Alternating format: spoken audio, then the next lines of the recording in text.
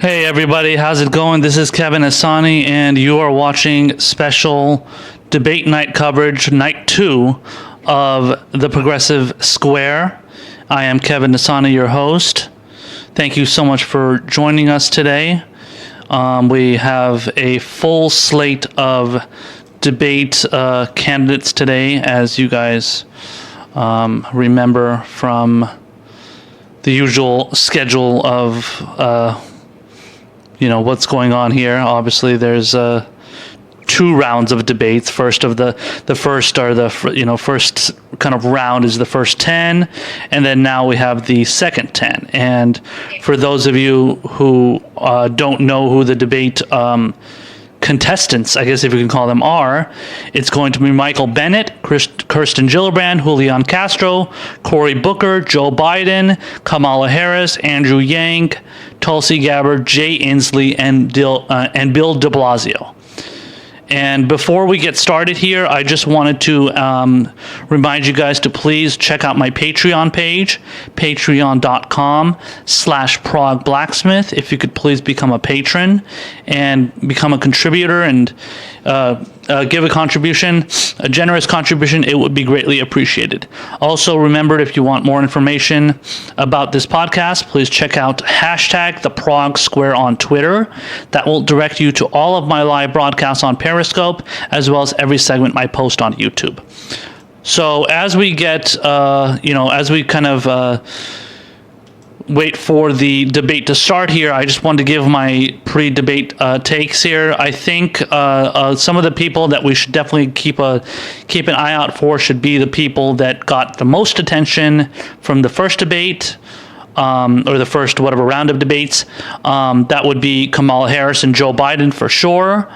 I think Tulsi Gabbard is also somebody that is going to try and come out guns blazing because she wants to get people to recognize her and give her a little bit of a boost in the polls. She knows that, I think Tulsi realizes that if she's not that she's obviously not going to be able to garner much more attention unless she really kind of comes out there and gets herself recognized. So it's important for her to get that attention, get that, notoriety. And to be fair, she did that in the first debate that she was in too. So hopefully she does it this time as well. And obviously Kamala Harris and Joe Biden are going at it. The reports coming from mainstream media right now seems to be kind of on that kind of narrative that Biden is going to get his retribution and his kind of revenge on Kamala for going after him in the first debate, where they were standing next to each other. Bernie was standing in between them in the first debate, and they were kind of going at it. So I'm sure they're going to be standing next to each other because from this debate, those are the 2 front runners.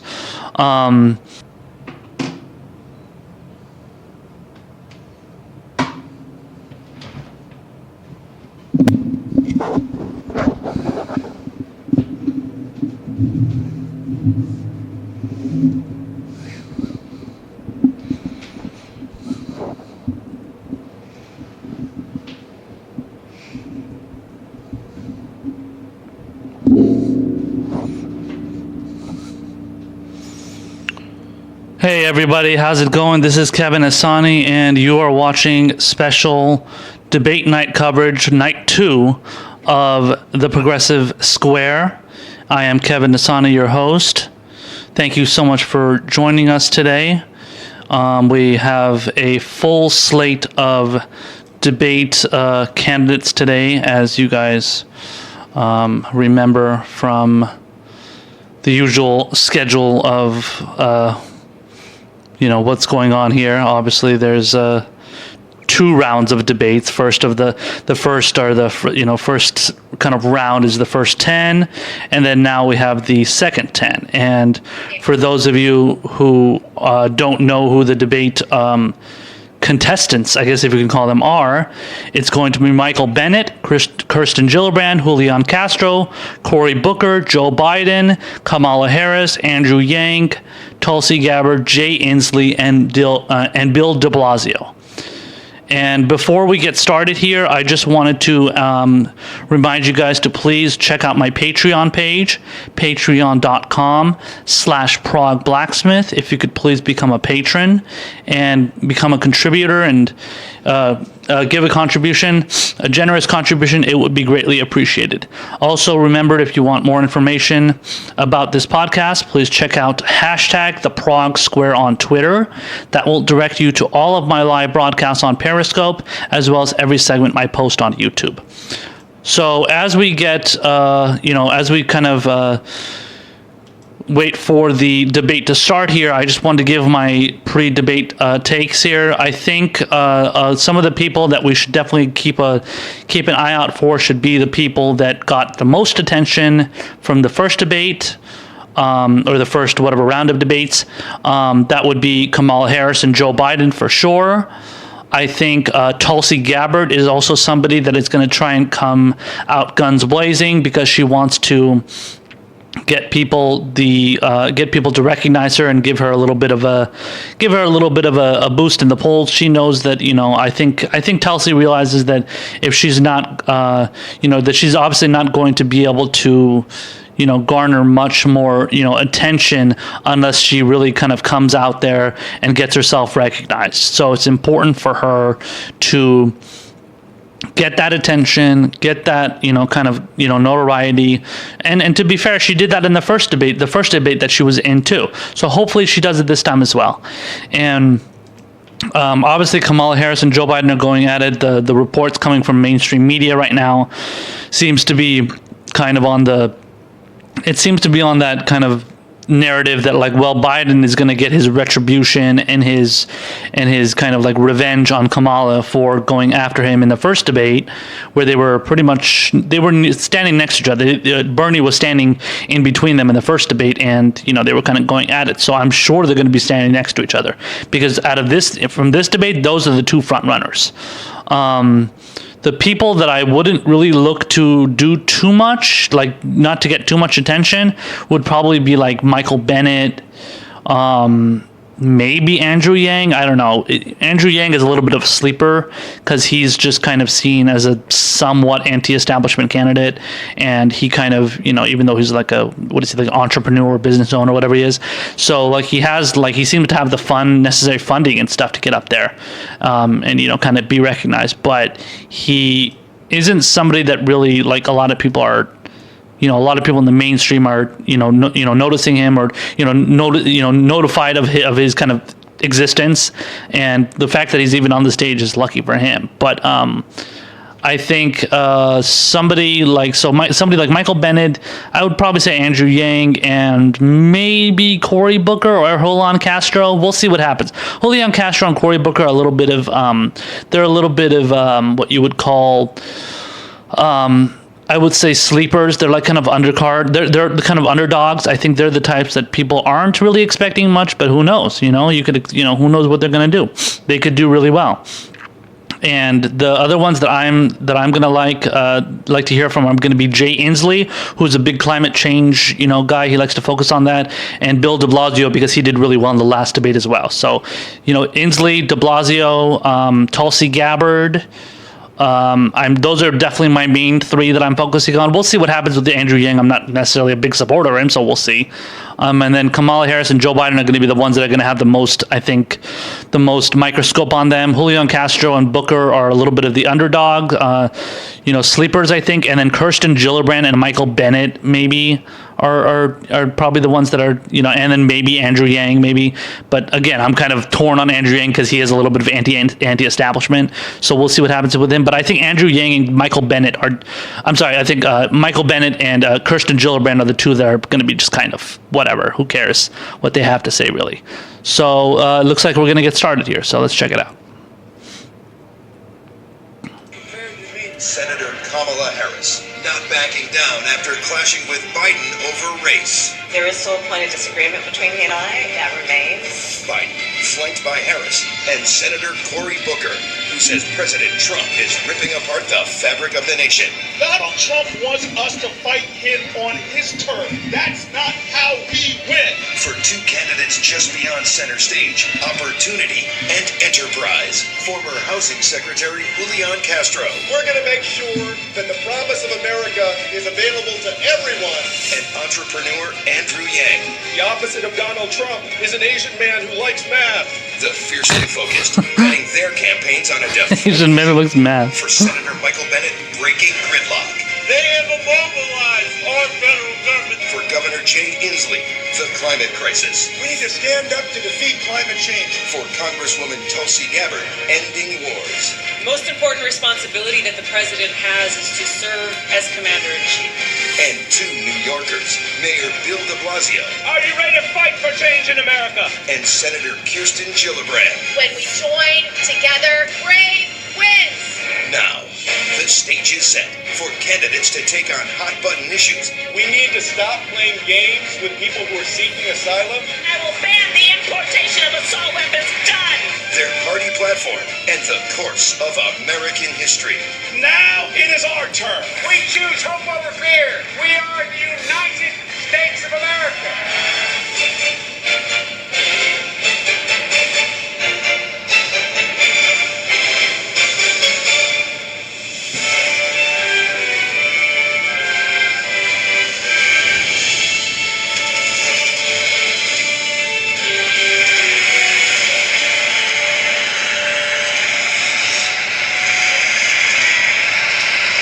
I think it's safe to say I'm not as into this debate as I was last night, but Historic Fox Theater in downtown Detroit, Michigan. We shall see. Welcome to our viewers in the United States and around the world, watching us on CNN, CNN International, CNN en Espanol, CNN.com, and listening on Sirius XM and the Westwood One radio network. This is the CNN Democratic Presidential Debate, and a special welcome to the U.S. military members, diplomatic corps, and their families serving overseas and watching on the American Forces Network.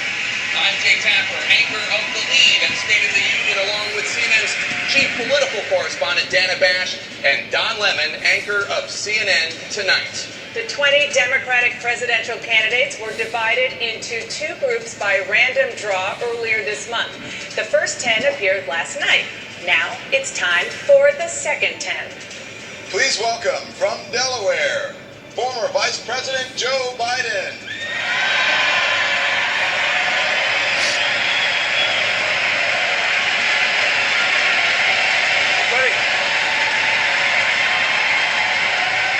From California, Senator Kamala Harris.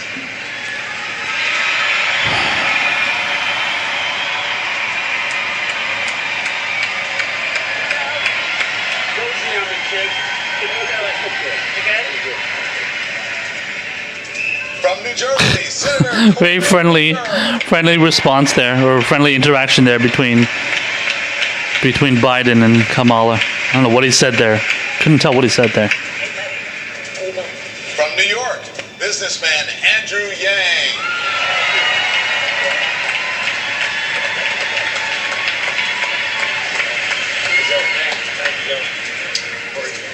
From Texas, former Secretary of Housing and Urban Development Julian Castro.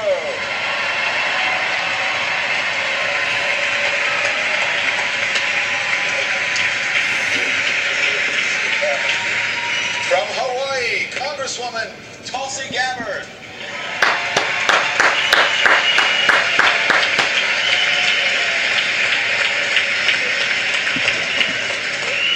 From New York, Senator Kirsten Gillibrand.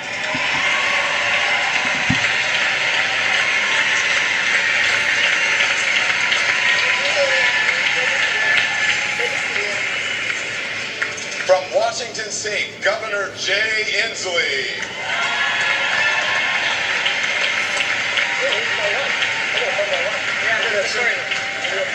From Colorado, Senator Michael Bennet.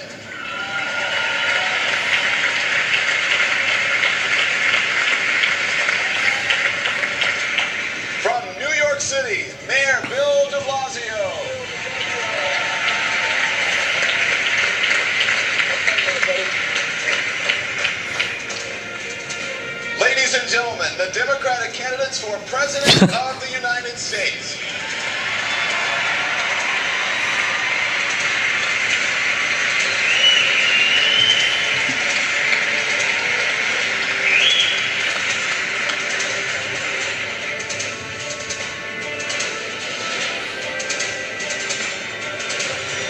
Now please rise for the presentation of colors from the James Europe VFW Post 2233 and the District 4 Honor Guard. And please remain standing for our national anthem, performed by Grammy and Tony Award-winning singer Dee Dee Bridgewater, who was raised in Flint, Michigan. Honor Guard! Woo!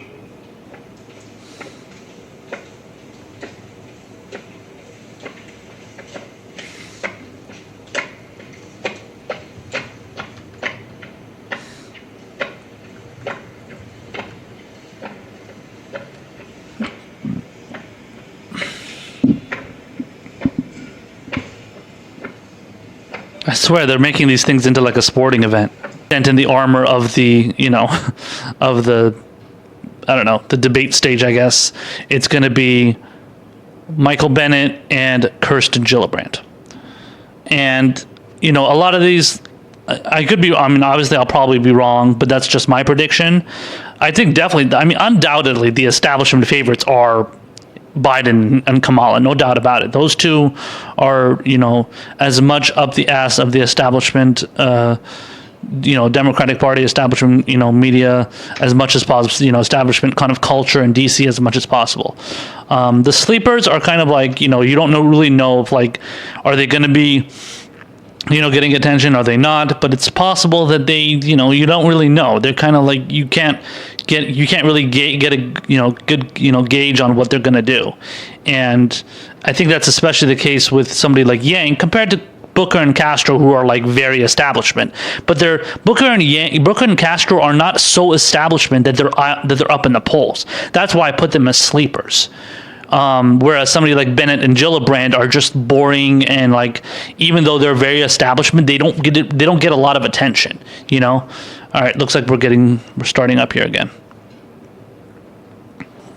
We're about to begin opening statements, but first, a quick review of the ground rules that your campaigns agreed to earlier this month to try to ensure a fair debate. As moderators, we will attempt to guide the discussion. You will each receive 1 minute to answer questions, 30 seconds for responses and rebuttals, and 15 additional seconds if a moderator asks for a clarification. The timing lights will remind you of these limits. Please respect them and please refrain from interrupting other candidates during their allotted time. A candidate infringing on another candidate's time will have his or her time reduced. We again remind our audience inside the Fox Theater to try to remain silent when candidates are actively debating. The candidates need to be able to properly hear the questions and each other.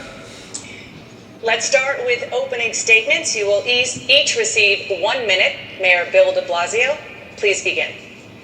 To the working people of America, tonight I bring you a message of hope. We can make change in this country. I know from personal experience it can be done. When I became the mayor of the nation's largest city, I set us on a path of bold change. They said it couldn't be done, but we gave pre-K to every child for free. We got rid of stop and frisk and we lowered crime. We raised the minimum wage to $15 an hour. Yes, it can be done. Now, tonight, we have to get to the heart and soul of who we are as Democrats.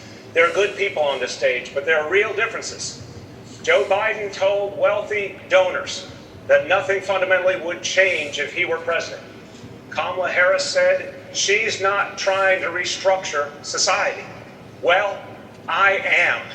For 40 years, working people have taken it on the chin in this country. For 40 years, the rich have gotten richer and they paid less and less in taxes. It cannot go on this way. When I'm president, we will even up the score and we will tax the hell out of the wealthy to make this a fairer country and to make sure it's a country that puts working people first. Thank you, Mayor de Blasio. Senator Michael Bennett. Thank you. Last week, I saw one of those Trump signs that says, America, love it or leave it. And it was on the outside of a church.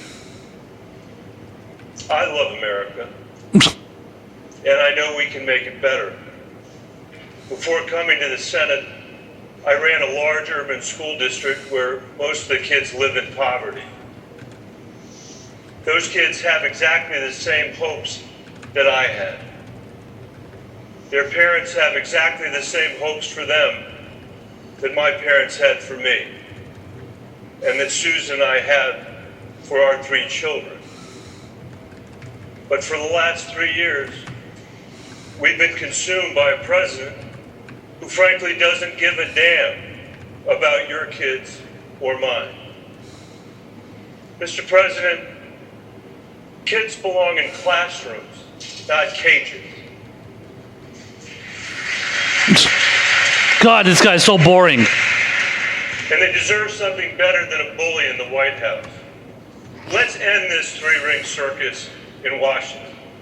And let's make this election about reclaiming our future for our kids and our democracy. Empty promises won't beat Donald Trump. I can. Governor Jay Inslee. Good evening. I'm Jay Inslee. I am running for president because the people in this room and the Democrats watching tonight are the last best hope for humanity on this planet. If we make defeating the climate crisis the top priority of the United States, we will have a fighting chance to save ourselves and our children's future. It has to be our top priority. My plan is one of national mobilization, quickly bringing 100% clean energy to Americans, creating 8 million good union jobs. This is a big, bold, ambitious plan for clean energy for a big, bold, ambitious nation. Middle ground approaches are not enough. We must confront the fossil fuel industry. I've been working on this for 25 years, and now we know this. We are at a tipping point, and whether we shrink from this challenge or rise to it is the vital question of our time. We Democrats believe we can still do big things in this nation. We can defeat the climate crisis. Let's get to work. Senator Kirsten Gillibrand. My grandmother taught me that nothing's impossible. She spent 2 generations organizing women in upstate New York. My mother taught me nothing's impossible. She was one of only 3 women in her law school class and worked with gay couples for basic rights. If you want to get something done, just tell me it's impossible. As a freshman senator, I was told you couldn't repeal Don't Ask, Don't Tell. Even members of my own party told me it wasn't convenient. When are civil rights ever convenient? We stood up to the Pentagon and we got it done. Not impossible. 10 years ago, I was told you couldn't pass health care for our 9/11 first responders, those heroes who raced up the towers when others were coming down. Even when Congress turned its back on them, we kept fighting. Just last week, we made the 9/11 health bill permanent.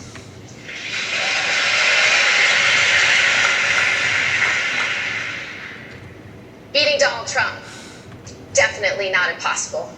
We need a nominee who will take on the big fights and win. We need a nominee who doesn't know the meaning of impossible. Congresswoman Tulsi Gabbard. Let's go, Tulsi. I love our country. It's why I enlisted after 9/11. I've served as a soldier for over 16 years, deployed twice to the Middle East, and serve in Congress now for almost 7 years. I know what patriotism is, and I've known many great patriots throughout my life. And let me tell you this, Donald Trump is not behaving like a patriot. As president, I will bring this spirit of real patriotism to the White House, serving the interests of all Americans, not just the rich and powerful. I'll fight for our rights and freedoms of all Americans, upholding these principles in our Constitution upon which our country was founded. Fighting for justice and equality for all. Fighting for every single American, regardless of race or religion, as we strive towards that more perfect union.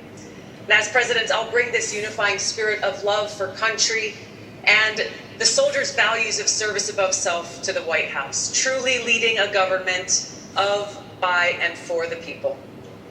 Secretary Julian Castro. Thank you, Dana, and good evening. You know, just a few days ago, we were reminded and inspired by our fellow Americans in Puerto Rico that public service is not fundamentally about any of us. It's about you and your family. I want you to know that if I'm elected president, that I will work hard every single day so that you and your family can have good health care when you need it, so that your children and grandchildren can get a good education, so that they can reach their dreams, and that you can have good job opportunities, whether you live here in a big city like Detroit or in a small town in our country. I know we have a wonderful, special nation, but that too many people are struggling. And I know what that's like too. I grew up with a single mom in a poor neighborhood. But like many of you, I don't want to make America anything again. I don't want us to go backward. We're not going back to the past. We're not going back where we came from. We're going to move forward. We're going to make America better than it's ever been in the years to come. Let's do that together. Andrew Yang. If you've heard anything about me and my campaign, you've heard that someone is running for president who wants to give every American $1,000 a month. I know this may sound like a gimmick, but this is a deeply American idea, from Thomas Paine to Martin Luther King to today. Let me tell you why we need to do it and how we pay for it. Why do we need to do it? We already automated away millions of manufacturing jobs, and chances are your job could be next. If you don't believe me, just ask an auto worker here in Detroit. How do we pay for it? Raise your hand in the crowd if you've seen stores closing where you live. It is not just you. Amazon is closing 30% of America's stores and malls and paying zero in taxes while doing it. We need to do the opposite of much of what we're doing right now, and the opposite of Donald Trump is an Asian man who likes math. So let me share the... He said that before, too. $1,000 a month for every adult would be $461 million every month right here in Detroit alone. The automation of our jobs is the central challenge facing us today. It is why Donald Trump is our president, and any politician not addressing it is failing the American people. Senator Cory Booker. Thank you, Dana. Last week, the President of the United States attacked an American city, calling it a disgusting, rat-infested, rodent. Who are those protesters? We need a nation that understands these times. Who are those protesters? Language. It's like Code Pink or something. What are they saying? Stand by, Senator. I will stand by. Please stand by.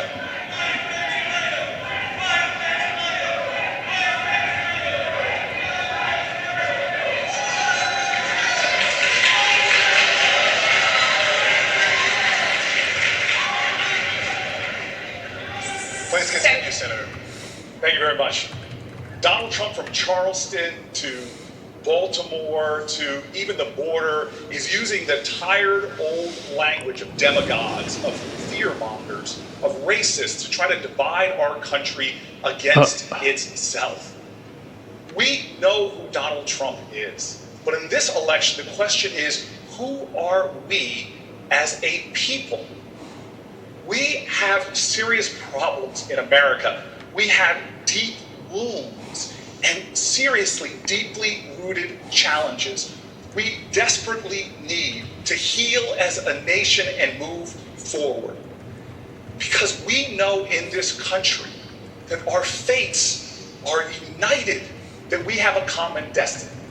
The call of this election is the call to unite in common cause and common purpose. That's how we will beat Donald Trump. That's how I will beat Donald Trump. And as your president, that's how I will govern and move us forward together.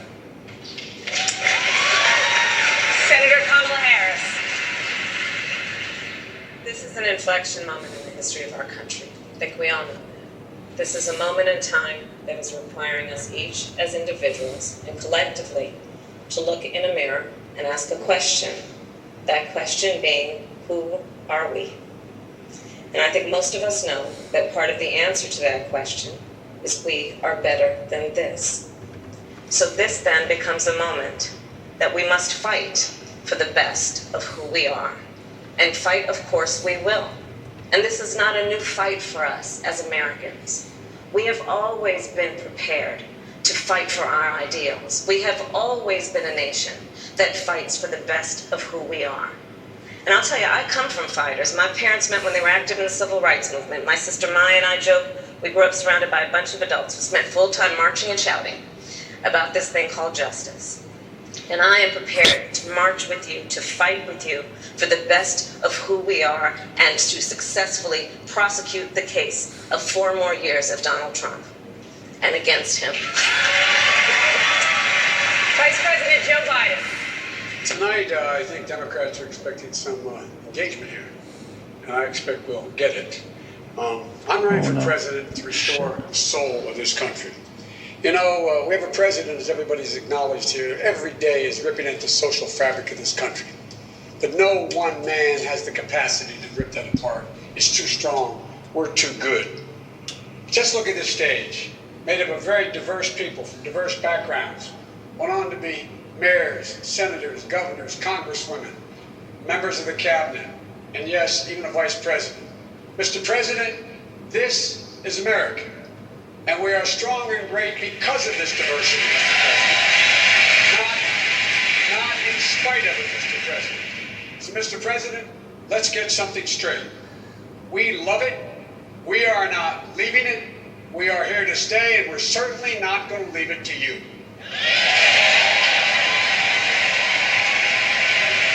Thank you, Vice President Biden.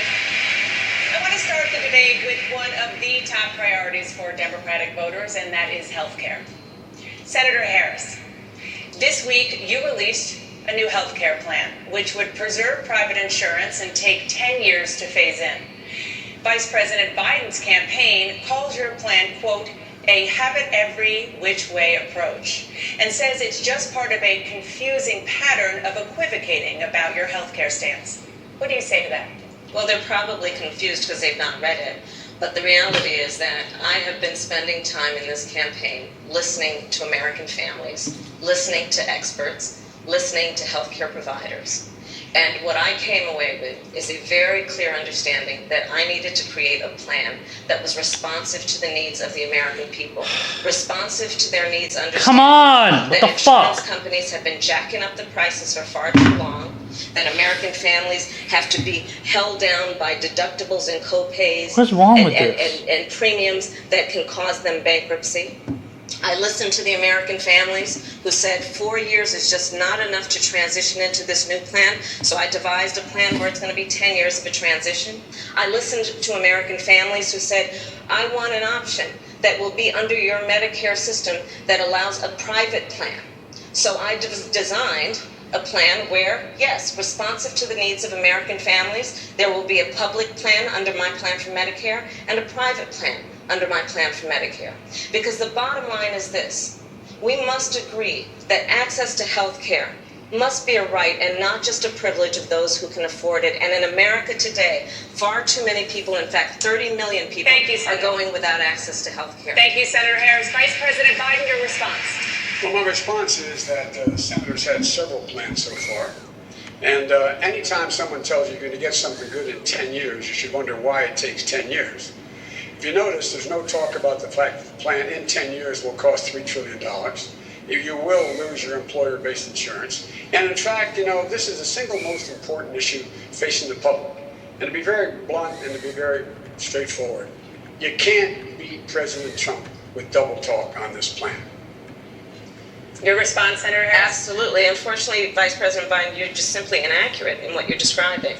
The reality is that our plan will bring health care to all Americans under a Medicare for All system. Our plan will allow people to start signing up on the first day. Babies will be born into our plan, and right now 4 million babies almost are born every day in America, or every year in America. Under our plan, we will ensure that everyone has access to health care. Your plan, by contrast, leaves out almost 10 million Americans.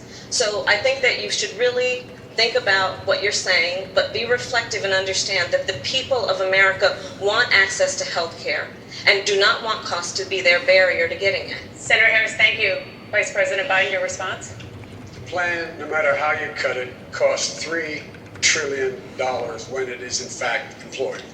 Number one, 10 years from now, after 2 terms of the senator being president, after her term. Secondly, it will require middle-class taxes to go up, not down. Thirdly, it will eliminate employer-based insurance. And fourthly, what happens in the meantime? I'd like to respond. First of all, the cost of doing nothing is far too expensive. Second, we are now paying $3 trillion a year for healthcare in America. Over the next 10 years, it's probably going to be $6 trillion. We must act. My plan is about immediately allowing people to sign up and get into coverage. Right now in America, we have seniors who every day, millions of seniors, are going into the Medicare system. And they are getting full coverage and the kind of coverage they need. All people should have access to health care, and costs should not be there. Thank you, Senator Harris. Mayor de Blasio, let's bring you in here. What's your response? Thank you. I don't know what the Vice President and Senator are talking about. The folks I talk to about health insurance say that their health insurance isn't working for them. There's tens of millions of Americans who don't even have health insurance, tens of millions more who have health insurance they can barely make work because of the copays, the deductibles, the premiums, the out-of-pocket expenses. There's this mythology that somehow all these folks are in love with their insurance in America. What I hear from union members and from hardworking middle-class people is they wish they had better insurance. And they're angry at private insurance companies that skim all the profits off the top and make it impossible for everyday people to get coverage like mental health care, Thank you, dental Mr. Mayor. care, the things that would be full coverage Thank for you, all Mr. Americans. Mayor. Vice President Biden, you just heard Mayor de Blasio, he said in the past that Democrats who want to keep the private insurance industry are defending a healthcare system that is not working. What's your response? My response is Obamacare is working. The way to build this and get to it immediately is to build on Obamacare. Go back and take back all the things that Trump took away, provide a public option, meaning every single person in America would be able to buy into the option if they didn't like their employer plan, or if they're on Medicaid, they'd automatically be in the plan. It would take place immediately, it would move quickly, and it would ensure the vast majority of Americans. In the meantime, what happens? Did anybody tell you how much their plans cost? My plans cost $750 billion. That's what it costs, not $30 trillion. Thank you, Mr. Vice President. Senator Gillibrand, you support Medicare for All. How do you feel about No, she does not. continuing to call her health proposal Medicare for All when it includes a far more significant role for private insurance than the bill you co-sponsored? I think for the viewers in the audience right now, they're at risk of losing the forest through the trees. Because the truth is, healthcare in America should be a right. When I was a young mother and had Theo as an infant, he had an allergic reaction to eggs and his whole body turned red and puffy. I had to rush him to the emergency room. My heart is palpitating because I'm worried that his throat will close. I am not worried about not having an insurance card or a credit card in my wallet. I know whatever they're going to prescribe, whether it's an EpiPen or an inhaler, I can afford it. The truth about healthcare in America today is people can't afford it. They cannot afford it. And the insurance companies, for these plans that rely on insurance companies, I'm sorry, they're for-profit companies. They have an obligation to their shareholders. They pay their CEO millions of dollars. They have to have quarterly profits. They have fat in the system that's real, and it should be going to healthcare. So let's not lose the forest for the trees. And last, let's not forget what the Republicans are doing. Because the truth is, the Republicans and Trump, their whole goal is to take away your health care. Thank you. To make it harder for you to afford it, Thank you, even if you have Senator pre-existing Gillibrand. conditions. Senator Harris, your response. In response to Senator Biden about the Affordable Care Act, it is important that you understand that our Medicare for All plan has actually, by the architect of the Obama Affordable Care Act, been described as one of the most effective ways to bring health care to all. Kathleen Sebelius has endorsed our plan as being something that will get us to where we need to go. In terms of the point that Senator Gillibrand is raising, I couldn't agree more. Senator Biden, your plan will keep and allow insurance companies to remain with status quo, doing business as usual. And that's going to be about jacking up copays, jacking up deductibles. It will still be the situation that people going to an emergency room have to come out $5,000. My plan makes the limit of copay to be $1,000 because we further support the ability to buy into the Obamacare plan. Secondly, the idea that this is somehow a bad idea. No one has to keep their private insurance. But if they like their insurance, they should be able to keep it. Nothing is demanded in my plan that there be private insurance. It says if the 160 million people who have it say they like their employer insurance, they should have a right to have it. If they don't, they can buy into the Biden plan, which is Obamacare. Thank you, Mr. Vice President. Thank you. Senator Booker, let me bring you in here. You say you support Medicare for all. You also say you are not going to pull private health insurance from more than 150 million Americans in exchange for a government plan. But that's what Medicare for all would do. So how do you square that? Well, first of all, let me just say that the person that's enjoying this debate most right now is Donald Trump, as we pit Democrats against each other. Ugh. He is working right now to take away Americans' health care. There's a court case working through the system that's going to gut the Affordable Care Act and actually gut protections on pre-existing conditions.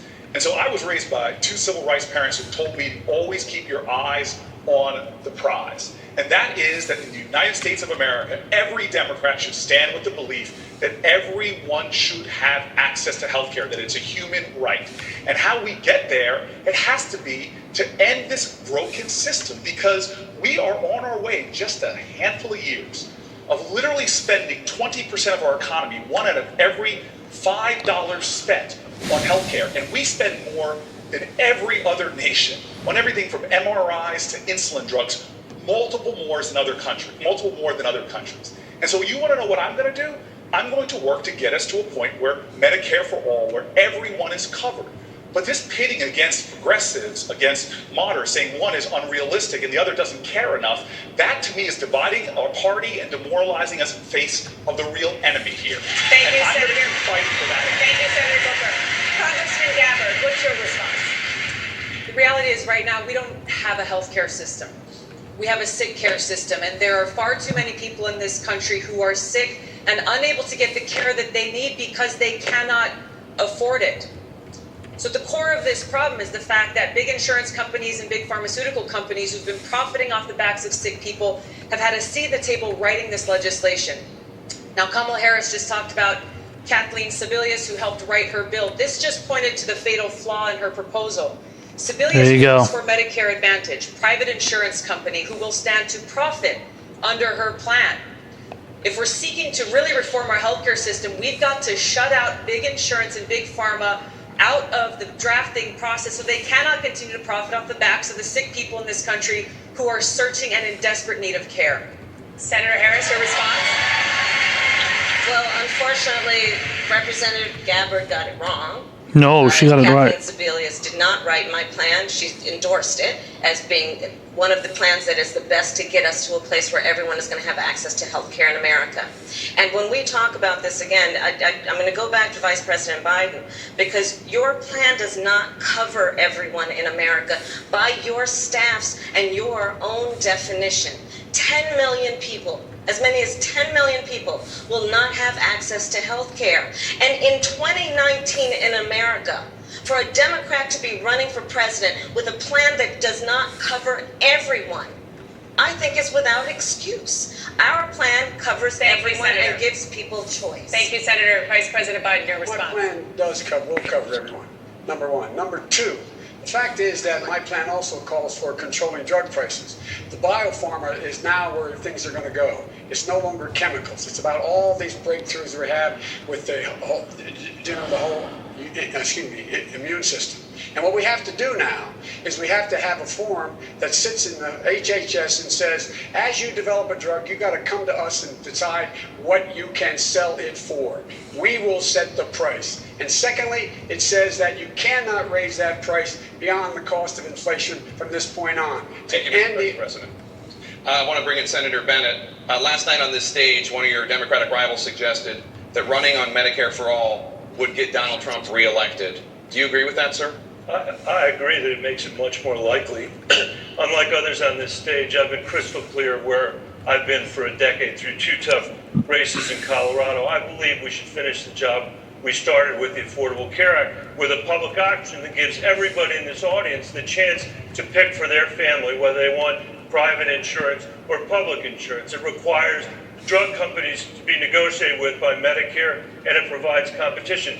That is totally different from the plan that Senator Warren and Senator Sanders and Senator Harris have proposed, which would make illegal employer-based health insurance in this country and massively raise taxes on the middle class to the tune of $30 trillion, as Joe Biden said. We don't need to do that. It doesn't make sense for us to take away insurance from half the people in this room and put huge taxes on almost everybody in this room when we can pass a public option, trust the American people to make the right decision, and have universal health care in this country in 2 years, not 10 years. Secretary Castro, I want to bring you in. I need to respond. Your response. I'll come to you right after Secretary Castro. Secretary Castro. Well, I know that this is something very personal for all Americans. You know, I grew up with a grandmother that had diabetes, and I watched as her condition got worse and worse. That whole time she had Medicare. I want to strengthen Medicare for the people who are on it and then expand it to anybody who wants it. I also believe, though, that if somebody has a private health insurance plan that is strong, that they want to hold on to, that they should be able to do that. What I don't believe is that the profit motive of big pharma or big insurance companies should ever determine in our great nation whether somebody gets health care or not. Thank you, Secretary Castro. Senator Harris, Senator Bennett had suggested that you support banning employer-based health insurance. Is that true? Well, first of all, with all due respect to my friend Michael Bennett, my plan does not offer anything that is illegal. What it does is it separates the employer from health care, meaning that where you work will not be the kind of health care you get will not be a function of where you work. I have met so many Americans who stick to a job that they do not like, where they are not prospering, simply because they need the health care that that employer provides. It's time that we separate employers from the kind of health care people get, and under my plan, we do that. As it relates to the insurance and the pharmaceutical companies, who will not be called in and who will not be taken to task by Senator Biden or Senator Bennett's plan, we will do that. Senator Bennett, I want to bring you back. Senator Harris is my friend as well, but I have to say, if we can't admit tonight what's in the plan, which is banning employer-based insurance, we're not going to be able to admit that when Donald Trump is accusing Democrats of doing that as well. We need to be honest about what's in this plan. It bans employer-based insurance and taxes the middle class to the tune of $30 trillion. Do you know how much that is? That is 70% of what the government will collect in taxes over the next 10 years. Thank you, Senator. We don't need to do that. Governor, I'm going to come to you in a second, but I do want to bring in Senator Harris because he just suggested you were not being honest. Johnny Graz said, did everyone do bong rips before taking the stage? Because they sound so boring. You gotta stop. The reality is that under my Medicare for All plan, yes, employers are not going to be able to dictate the kind of health care that their employees get. They will be able to make that decision. Private insurance companies and private carriers, if they comply by our rules and play by our rules, will be able to offer those employees health care coverage under a private Medicare plan, or they can have the option of a public Medicare plan. But it is misleading to suggest that employees want what their employer is offering only. They want choice, and my plan gives that to them. Thank you, Senator. Governor Inslee, I want to bring you in. You recently signed a public option into law, which allows Washington state residents to purchase a state-backed plan if they want to, but this may only save families in Washington state as little as 5% off premiums. Is 5% really the kind of relief that the American people need? No, we need universal coverage, and I'm proud of our state that has done less squabbling and actually getting things done. And I'm proud that we're the first state to offer a publicly sanctioned offer of health care to our citizens. I'm also proud that we didn't stop there. We're also the first state that has taken care of our elders, our seniors. We have a looming retirement wave coming up. I'm proud that our state has made them eligible to retire in dignity. I'm also proud of this, and I think we need to talk more about this as Democrats. It is time to give people adequate mental health care in this country. And we've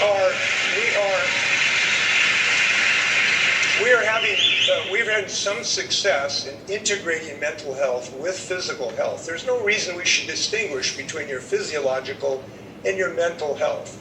And the last thing we're doing, I think it's very instructive for the nation. We know we're being eaten alive by pharmaceutical costs. We have had one of, if not the most innovative way to drive down pharmaceuticals for life-saving medications in the United States. That's a record of Washington State. I'd like to take to Washington, D.C. Thank you. Thank you, Governor Inslee. Mr. Yang, I want to bring you in. You support a Medicare for all system. How do you respond to Governor Inslee? Well, I just want to share. He supports Medicare for all? Andrew Yang? President, you know the first question she Wow. asked me? What are we going to do about our health care? That's a true story, and it's not just us. Democrats are talking about health care the wrong way. As someone who's run a business, I can tell you flat out our current health care system makes it harder to hire.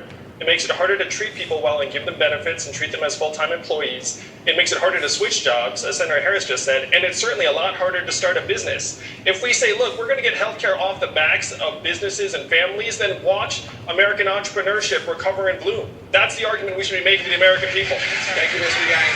Mayor de Blasio? Yeah, I don't understand why Democrats on this stage are fear-mongering about universal health care. It makes no sense. Yeah, the really. American people, they are sick of what the pharmaceutical companies are doing to them. Ask them what they feel about the health insurance companies. They feel it's holding back their families because they can't get the coverage they need. They get a lot of no's. They don't get a lot of help from health insurance companies. Why are we not going to be the party that does something bold? That says we don't need to be dependent on private insurance. We can have a system that actually covers everyone. You know what? Donald Trump won this state of Michigan by saying he was going to disrupt the status quo. How about we be the party that's going to disrupt the status quo for working people? Mr. Mayor, Good job by Bill de Blasio. I like that. Who are you talking about? Who's fear-mongering? Certainly, with all due respect to Senator Bennett, what he's saying is absolutely inaccurate about taxes. Americans right now are paying so much money for their health care. Ask people about the reality of premiums, deductibles, co-pays, out-of-pocket expenses. That's worse than any tax. Thank you. And people are paying that right now. Thank you, Mr. Mayor. Senator Bennett? This has nothing to do with Republican talking points or the pharmaceutical industry. This has to do with having faith in the American people that they can make the right decisions for their families and they can choose a public option. Bernie Sanders, who said last night he wrote the damn bill, and he did, just like I wrote the damn public option bill, is the guy who says it'll cost $32 trillion and that we're going to have to raise those taxes to pay for it. He says that. Republicans don't say, don't try to distract from the truth. Thank you, Senator Bennett. You can't hide from the truth. I want to let Mayor de Blasio, and then I'm going to come to you, Vice President Biden. Senator, if we as Democrats say we're done with private insurance that has only hurt the American people in so many ways, we're going to give them something that works for their families, full coverage, that they can depend on. If we say that, then there's an election. The American people get to decide. The ultimate choice, Senator, is an election. And this should be the party that stands for universal health care and says, we're not going to accept anything less. Right now in America, so many people don't have the health care they need. That is a fact. Tens of millions of people, including middle-class people. Mayor. Give them a chance to make Mr. that Mayor. decision through an election. Vice President Biden, your response, sir. This is not a Republican talking point. The Republicans are trying to kill Obamacare. Obamacare took care of 20 million people right off the bat, 100 million people with pre-existing conditions. And in fact, what we got is a public option that in fact would allow anybody to buy in. No one has to keep their private insurance. They can buy into this plan, and they can buy into it with a $1,000 deductible and never have to pay more than 8.5% of their income when they do it. And if they don't have any money, they'll get in free. So this idea is a bunch of malarkey, what we're talking about here. The fact of the matter is that there will be a deductible. There will be a deductible in their paycheck. Bernie acknowledges it. What? $30 trillion has to ultimately be paid. And I don't know what math you do in New York. I don't know what math you do in California, but I tell you, that's a lot of money. And there will be a deduction. God, what a fucking moron. Of your paycheck, because that's what we require. Senator Harris, I want to bring you in here. Your response. Yeah, let's talk about math. Let's talk about the fact that the pharmaceutical companies and the insurance companies last year alone profited $72 billion. And that is on the backs of American families. And under your plan, status quo, you do nothing to hold the insurance companies to task for what they have been doing to American families. In America today, a diabetes patient, 1 in 4, cannot afford their insulin. In America today. Thank you, Senator. For those people who are overdosed from an opioid, there is a syringe that costs $4,000 that will save their life. It is immoral, it is untenable, and it must change with Medicare for all. Vice President Biden, your response. Real quick.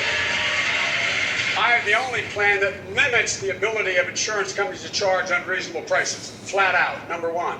Number two, we should put some of these insurance executives who totally oppose my plan in jail for the 9 billion opioids they sell out there. They are misrepresenting the American people what need to be done. And lastly, here's the deal.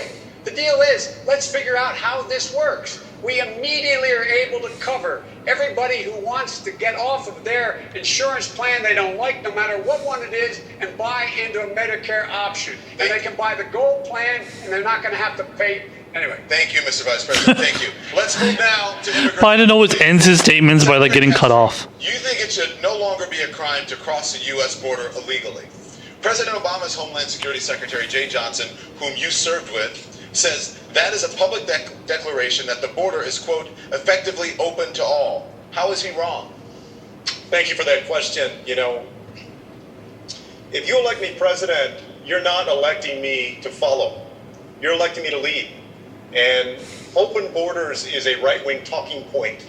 And frankly, I'm disappointed that some folks, including some folks on this stage, have taken the bait. The only way that we're going to guarantee that we don't have family separations in this country again is to repeal Section 1325 of the Immigration and Nationality Act.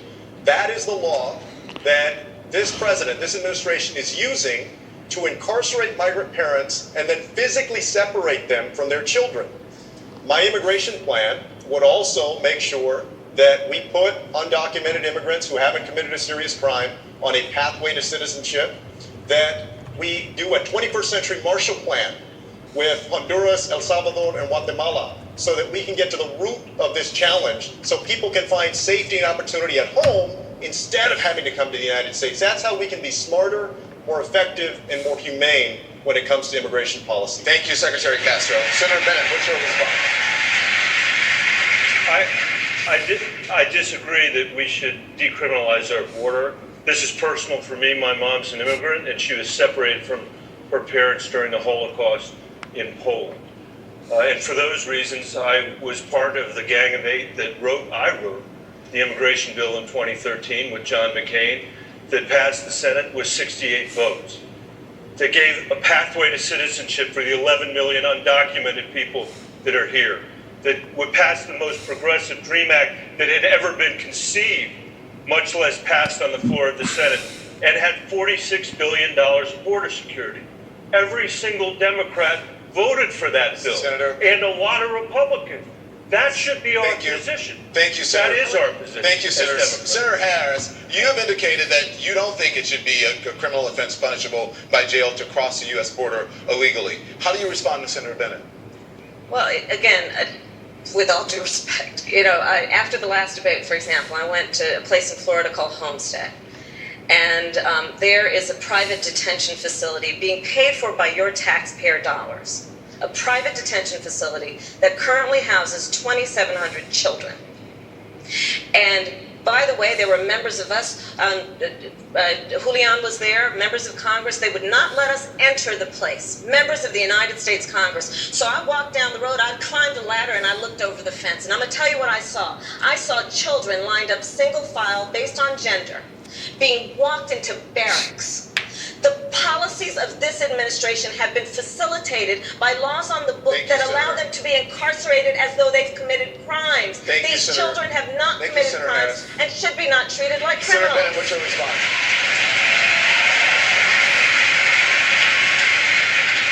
I think this is one, in the end, that we agree with. There's not a single person on this stage who, if we were president, would ever separate a child from their parents at the border. And that is what this administration has done in the American people's name. They have turned our border into a symbol of nativist hostility. The symbol of this country before Donald Trump was president was the Statue of Liberty. That should be the symbol of the United States of America, not Donald Trump's terrible. Thank you, Senator Bennett. Senator Joe Brown, I'm going to bring you in. What's your response? So I think when you talk about whether this should be a crime, you have to remember who we're talking about. When I was at the Texas border, I visited with women who had fled violence. A woman from El Salvador owned a small business. Gangs came to her and said, if you don't give us all your money, we're going to kill your family. That's why she fled. Another woman was raped. That's why she fled. So this is who we're talking about, and they're not criminals. So I believe that we should have a civil violation.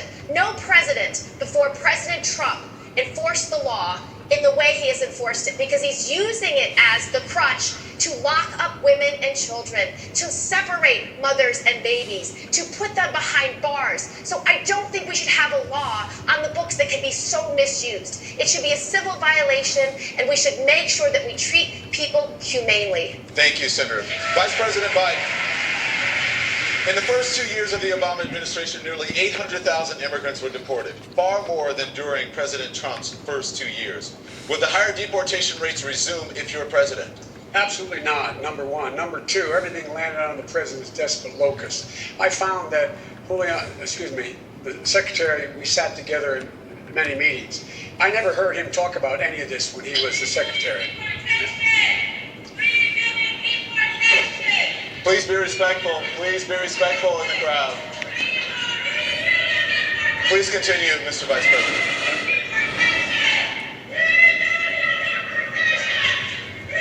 The fact is, I don't know if you can hear, I can hear, but anyway. We can hear fine, Mr. Vice President. Please continue if you will. The fact is, what the senator from New York talked about is seeking asylum. That woman, the women she spoke to, are entitled to asylum. That is not crossing the border illegally. What we should do is flood the zone to make sure we have people to make those decisions quickly. With regard to the secretary's point, I already proposed and passed $750 million for Guatemala, El Salvador, and Honduras to be able to change the circumstance why people fled in the first place. In addition to that, we're in a circumstance where if in fact you say you can just cross the border, what do you say to all those people around the world who in fact want the same thing to come to the United States and make their case, but they have to wait in line? The fact of the matter is, you should be able to, if you cross the border illegally, you should be able to be sent back. It's a crime. It's a crime, and it's not one that, in fact... Thank you, Mr. Vice President. Secretary Castro, please respond. First of all, Mr. Vice President, it looks like one of us has learned the lessons of the past, and one of us hasn't. Let me begin by telling you... Ouch. Let me just start out by answering that question. My immigration plan would also fix the broken legal immigration system, because we do have a problem with that. Secondly, the only way that we're going to guarantee that these kinds of family separations don't happen in the future is that we need to repeal this law. There's still going to be consequences if somebody crosses the border. It's a civil action. Also, we have 654 miles of fencing. We have thousands of personnel at the border. We have planes, we have boats, we have helicopters, we have security cameras. What we need are politicians that actually have some guts on this issue. Thank you, Secretary. Mr. Vice President, please respond. I have guts enough to say his plan doesn't make sense. Here's the deal. The fact of the matter is that, in fact, when people cross the border illegally, it is illegal to do it unless they're seeking asylum. People should have to get in line. That's the problem. And the only reason this particular part of the law is being abused because of Donald Trump. We should defeat Donald Trump and end this practice. Thank you. Congresswoman Gabbard. Doesn't mean anything. Our hearts break when we see those children at these detention facilities who've been separated from their parents, when we see human beings crowded into cages in abhorrent, inhumane conditions. This is about leadership and understanding that we can and should have both secure borders as well as humane immigration policies. We will have to stop separating children from their parents, make it so that it's easier for people to seek asylum in this country, make sure that we are securing our borders and making it so that people are able to use our legal immigration system by reforming those laws. Mr. Yang, your response. I'm the son of immigrants myself. My father immigrated here as a graduate student and generated over 65 U.S. patents for GE and IBM. I think that's a pretty good deal for the United States. That's the immigration story we need to be telling. We can't always be focusing on some of the distressed stories. And if you go to a factory here in Michigan, you will not find wall-to-wall immigrants. You will find wall-to-wall robots and machines. Immigrants are being scapegoated for issues they have nothing to do with in our economy. Thank you, Mr. Yang. Senator Booker, you have a plan that would, quote, virtually eliminate immigration detention. Does that mean that the roughly 55,000 migrants currently in detention would be released into the United States? Absolutely. First of all, I just want to say, again, tonight, we are playing into Republican hands who have a very different view, and they're trying to divide us against each other. I'm listening to the language of my colleagues. No, Mr. Vice President, we are not going to just let people cross the border. An unlawful crossing is an unlawful crossing if you do it in the civil courts or if you do it through the criminal courts. But the criminal courts is what is giving Donald Trump the ability to truly violate the human rights of people coming to our country. No one surrenders their human rights. And so doing it through the civil courts means that you won't need these awful detention facilities that I have been to, seeing children sleeping on pavement, people being put in cages, nursing mothers, small children. This is not necessary. We have seen, using the civil system, piloted programs that have 100% compliance with the civil courts, where people are evaluated. If they have no justifiable reason to be here, they are returned. If they are, like the people I met in Juarez, who were survivors of sexual assault, who we wouldn't even let come and present for asylum. We are butchering our values and making ourselves Senator Booker, less thank safe. you very much. Mr. Vice President, your response. I agree with the senator. The asylum process is a real process, and this president is ruining it. It has nothing to do with that section of the law. That's what he's doing, number one. Number two, we should, in fact, and we have proposed and we tried to get past in our administration, and I propose, significantly increasing the number of legal immigrants who are able to come. This country can tolerate a heck of a lot more people. And the reason we're the country we are is we've been able to cherry pick from the best of every culture. Immigrants built this country. That's why we're so special. It took courage. It took resilience. It took absolute confidence for them to come. And we should be encouraging people. And by the way, anybody who crosses a stage with a PhD should get a green card for 7 years. We should keep them here. Thank you. Thank you very much, Mr. Vice President. Governor Inslee, what's your response? I think we're missing two central statements we need to make. Number one, we can no longer allow a white nationalist to be in the White House. Number one.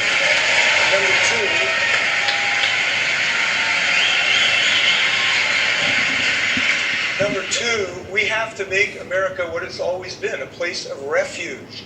We got to boost the number of people we accept. I'm proud to be the first governor saying, send us your Syrian refugees. I'm proud to have been the first governor to stand up against Donald Trump's Muslim ban. I'm proud to have sued him 21 times and beat him 21 times in a row. I'm ready for November 2020. Go ahead, Mayor de Blasio, please, your response. 2 points. One, it's all kind of a charade because there's 11 million people here, and everyone in theory has broken the law, but they're part of our communities now. They're part of our economy. They're our neighbors. Why are we even discussing on one level whether it's a civil penalty or a criminal penalty when it's an American reality? And what we need is comprehensive immigration reform once and for all to fix it.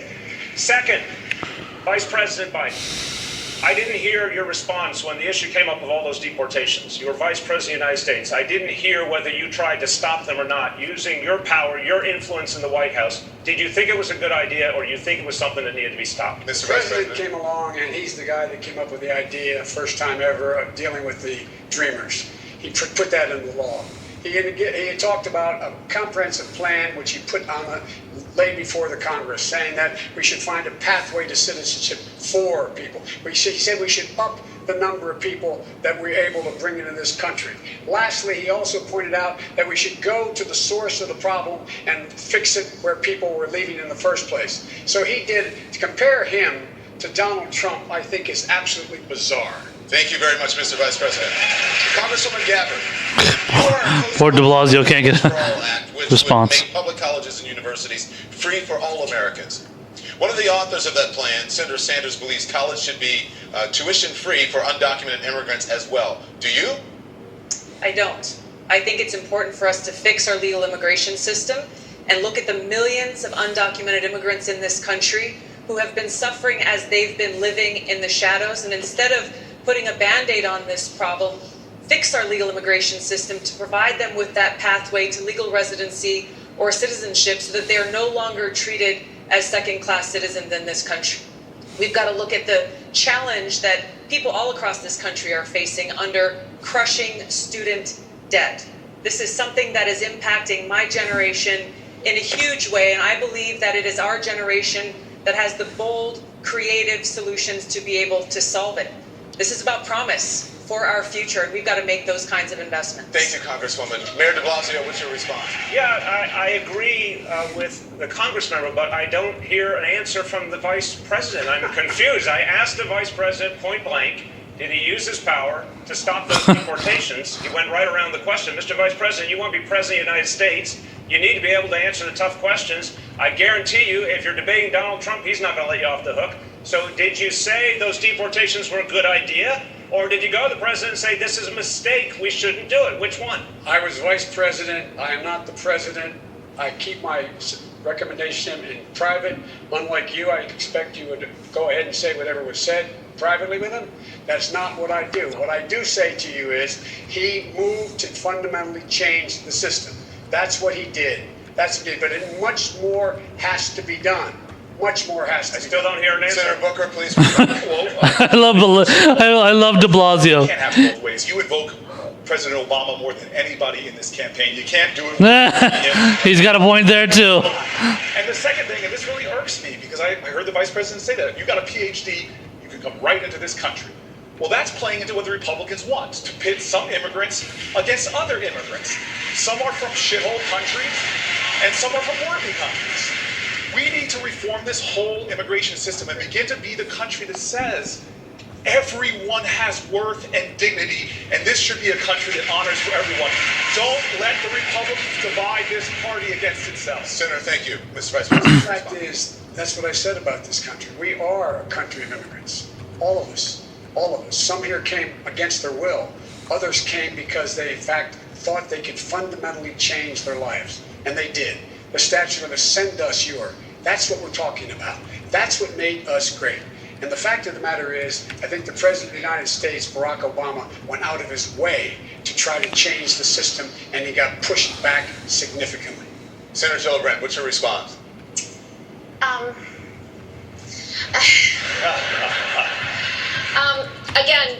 President Trump, under his administration, 7 children died in his custody.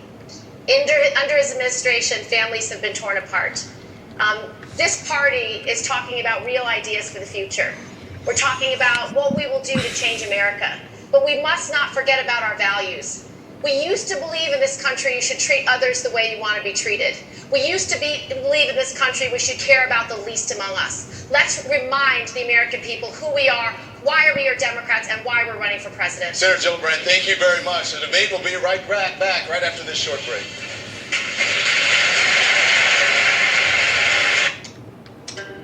We're reporters from the New York Times. Just White. Yeah, that was a really interesting exchange between Bill de Blasio and Joe Biden. I think he did it at least twice. He asked him multiple times, what is your, position on this, and why didn't you address it when you were VP? Kind of pointing out how they had like private conversations. So, referencing Obama and Biden, obviously Biden being his VP, had conversations about how to address the issue of illegal immigration. And he's saying, oh, well, it was a private conversation. And, if you were in that conversation as well, with President Obama, you wouldn't want to, disclose it either. But that's obviously just like a deflection. And he's trying to basically, what Biden is realizing is that he didn't do anything to address it, so he's not trying to get into the details of it. So he's just deflected by saying, oh, it was a private conversation. Because then he knows if he addresses it and ends up lying and saying, no, we did address it and this is what we talked about, then he's going to get called out by it, and then they might end up asking other officials from the White House who will contradict his statement. So, Biden is being sneaky, but at the same time, he knows that he's going to get called out for basically not doing what he should have done. Sorry, I'm just finishing up a tweet here, but yeah. So it's it's classic Joe Biden, man. When this guy when he gets put into a corner, he always kind of like lashes out and doesn't know how to respond. It's really kind of horrible. And can you imagine him in a debate with Trump? Joe Biden he would be like tripping all over his words. He wouldn't know what to say, where to go, like how to frame his arguments. Everything would be just like absurd. It would just like, he doesn't know how to deal with these kind of situations, clearly. And I'm very surprised by that, because because I remember, obviously, I was following a lot of the debates that was going on, as many of us was following the debates that was going on during in the 2008 elections and even 2012, when initially when Obama and Biden, the Obama-Biden ticket ran and they ran for the re-election, Biden actually did really, really well during the debates against back then in 08 against Sarah Palin, and then in 2012 against Paul Ryan. I thought he did excellent, and that's something kind of he's kind of a little bit known for among the kind of the Democratic Party kind of elites. But now, Biden is terrible. He doesn't know how to answer anything without just looking like a complete idiot. And that should be embarrassing. It should already be embarrassing how bad he did in the first debate. So the first round of debates, he was in the debate with, like we said before, he was in the debates against Kamala and Bernie and a couple of other ones there. And I think Tulsi was Tulsi in that one too. I don't remember, but he was in the Lions Pit then. He seems to be just as much in the Lions Pit now, which just shows how bad he is. He can't even take on. He can't take on a bunch of rookies. Like, when you consider the fact that it's, the likes of, like, I think it was Inslee that called him out, and then Bill de Blasio calling him out. I think Booker called him out too. Not Gillibrand. Michael Bennett called him out a little bit. So it's like he's going up against like all these nobodies, and he's doing terrible. And if you consider the fact that Sarah Palin was a nobody, he kicked her ass. But in this regard, he's doing terrible. Okay, we're back here. Detroit, I want to turn now to criminal justice. Mr. Vice President, Senator Booker called your new criminal justice reform plan, quote, an inadequate solution to what is a raging crisis in our country, unquote. Why is Senator Booker wrong? Well, I think he is wrong. I think we should work together. He has a similar plan. I think that we should change the way we look at prisons. Right now, we're in a situation where when someone is convicted of a drug crime, they end up going to jail and to prison. They should be going to rehabilitation. They shouldn't be going to prison. When in prison, they should be learning to read and write and not just sit in there and learn how to be better criminals. And when they get out of prison, they should be in a situation where they have access to everything they would have had before, including Pell Grants for education, including making sure that they're able to have housing, public housing, including they have all the opportunities that were available to them because we want them to become better citizens. That's the essence of what my plan in detail lays out. I'm happy to discuss it more in detail if the senator wants to. And so I looked at it anyway. That's what I think my plan. I know what my plan does, and I think it's not dissimilar to what the senator said. How do you respond to Cory together on Booker? getting things done. Senator Booker, your response? Well, my response is that this is a crisis in our country because we have treated issues of race and poverty, mental health and addiction with locking people up and not lifting them up. And Mr. Vice President has said that since the 1970s, every crime bill, major and minor, has had his name on it. And sir, those are your words, not mine. And this is one of those instances where the house was set on fire and you claimed responsibility for those laws. And you can't just now come out with a plan to put out that fire. We have got to have far more bold action on criminal justice reform, like having true marijuana justice, which means that we legalize it on a federal level and reinvest the profits in communities that have been disproportionately targeted by Vice President Biden, I want to give you a chance to respond. The fact is that the bills that the future president here, that the senator's talking about are bills that were passed years ago, and they're passed overwhelmingly. Since 2007, I, for example, tried to get the crack powder cocaine disparity totally eliminated. In 2007, you became mayor. You had a police department you went out and you hired Rudy Giuliani's guy. You engaged in stop and frisk You had 75% of those stops reviewed as illegal.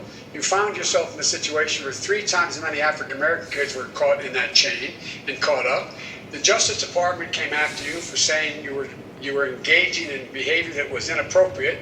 And then, in fact, nothing happened the entire time you were mayor. Thank you, Senator Booker. You want to respond? Well, first of all, I'm grateful that he endorsed my presidency already, but I'll tell you this, it's no secret. What was that about? A police department with massive problems and decades-long challenges. But the head of the ACLU has already said, the head of the New Jersey ACLU, that I put forth national standard setting accountability. Mr. Vice President, I didn't interrupt you. Please show me that respect, sir. We have a Mr. Civility over here, Cory Booker. Compare records, and frankly, I'm shocked that you do. I am happy to do that because all of the problems that he is talking about that he created, I actually led the bill that got passed into law that reverses the damage that your bills that you are, frankly, to correct you, Mr. Vice President, you are bragging, calling it the Biden crime bill up till 2015. Thank you, Senator. Vice President Biden. Number one, the bill he talks about is a bill that in our administration we passed. We passed that bill that you added onto. That's the bill, in fact, you passed. And the fact of the matter is, secondly, there was nothing done for the entire 8 years he was mayor. There was nothing done to deal with the police department that was corrupt. Why did you announce in the first day a zero tolerance policy of stop and frisk and hire Rudy Giuliani's guy in 2007 when I was trying to get rid of the crack cocaine? Mr. Vice President, there's a saying in my community, you're dipping into Kool-Aid and you don't even know the flavor. Damn, Biden is going hard on him. And see the reforms that we put in place. The New Jersey head of the ACLU has said that I embrace reforms, not just in action, but in deed. Sir, you are trying to shift the view from what you created. There are people right now in prison for life for drug offenses because you stood up and used that tough on crime, phony rhetoric that got a lot of people elected, but destroyed communities like mine. This isn't about the past, sir.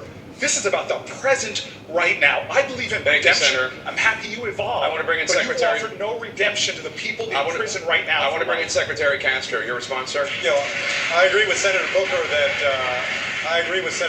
that a lot of what Vice President helped author in '94 was a mistake. And he has flip-flopped on these things, and that's clear. But let me say, when we talk about criminal justice reform, there are a lot of things that we can talk about. Sentencing reform, cash bail reform, investing in public defenders, diversion programs. I'm proud that I'm the only candidate that has put forward a police reform plan, because we have a police system that is broken, and we need to fix it. And whether it's the case of someone like Tamir Rice or Michael Brown or Eric Garner, where the Trump Justice Department just decided not to pursue charges. We need to ensure we have a national use of force standard and that we end qualified immunity for police officers so that we can hold them accountable for using excessive force. Thank you, Secretary Castro. I want to bring in Governor Inslee. Governor Inslee, your response? Let me suggest that people come out to the state of Washington and see what criminal justice reform looks like. Our effort to reduce racial disparity. I'm proud that I was the first governor to offer pardons to thousands of people with drug crimes. Now we're vacating more tens of thousands. We've eliminated the death penalty. And importantly, we've done this. When people come out of the legal system and they've done their responsibility to the citizens, we need to make sure they get a job. We have banned the box so that people can actually get a job when they come out. And I've got to argue with my friend Secretary Castro. We haven't just put forward a plan. We have adopted probably one of the best police accountability measures and train our police officers in de-escalation techniques so we have less violence. Secretary Castro, your response to Governor Inslee? Well, that it's much more than that, because what we see, this was a good example the other day of the Department of Justice not going after Officer Pantaleo. That, Officer Pantaleo used a chokehold that was prohibited by NYPD. Yep. He did that for 7 seconds, 11 different times. Eric Garner said that he couldn't breathe. I can't breathe. He knew what he was doing, that he was killing Eric Garner, and yet he has not been brought to justice. That police officer should be off the street. Mayor de Blasio, why is that police officer still on the force, the one who killed Eric Garner? Please respond. let me tell you, I know the Garner family, they've gone through extraordinary pain. They are waiting for justice, and they're going to get justice. There's finally going to be justice. I have confidence in that. In the next 30 days in New York. You know why? Because for the first time, we are not waiting on the federal Justice Department, which told the city of New York that we could not proceed because the Justice Department was pursuing their prosecution. And years went by, and a lot of pain accrued. And in the meantime, what I'm working on is making sure, and I have for 5 years, there will never be another tragedy. There will never be another Eric Garner, because we're changing fundamentally how we police. Thank you, but there's one last point I have to say about the Justice Department. The Vice President, for 2.5 of those years, Mr. Vice President, tell us, what did you do to try and spur on the Justice Department to act in the Garner case? Thank you, Mayor de Blasio. Vice President Biden, you can respond to that. We did a lot. Number one, we made sure we reduced the federal prison population by 38,000 people. Number one. Number two, we in fact insisted that we change the rules that police engage in. They had to we provided for body cameras. We made sure that there were a lot of things that were changed in the process. But 38,000 people in the federal system were released under the system. And so the fact is that there's a lot we've done. But here's the deal. The fact is that we're talking about things that occurred a long, long time ago. And now all of a sudden, you know, I find it fascinating. Everybody's talking about how terrible I am on these issues. Barack Obama knew exactly who I was. He had 10 lawyers do a background check on everything about me on civil rights and civil liberties, and he chose me, and he said it was the best decision he made. Thank you, Mr. Vice President. Mr. Yang, your response? I speak for just about everyone watching when I say I would trust anyone on this stage much more than I would trust our current president on matters of criminal justice. We cannot tear each other down. We have to focus on beating Donald Trump in 2020. I want to share a story that a prison guard, a corrections officer in New Hampshire said to me. He said, we should pay people to stay out of jail because we spend so much when they're behind bars. Right now, we think we're saving money. We just end up spending the money in much more dark and punitive ways. We should put money directly into people's hands, certainly when they come out of prison, but before they go to prison. Thank you, Mr. Yang. I want to bring in Senator Gillibrand. You heard earlier Mayor de Blasio respond to Secretary Castor on the question of why the police officer who killed Eric Garner is still on the NYPD. Was that response adequate? Please respond. No, he should be fired. He should be fired now.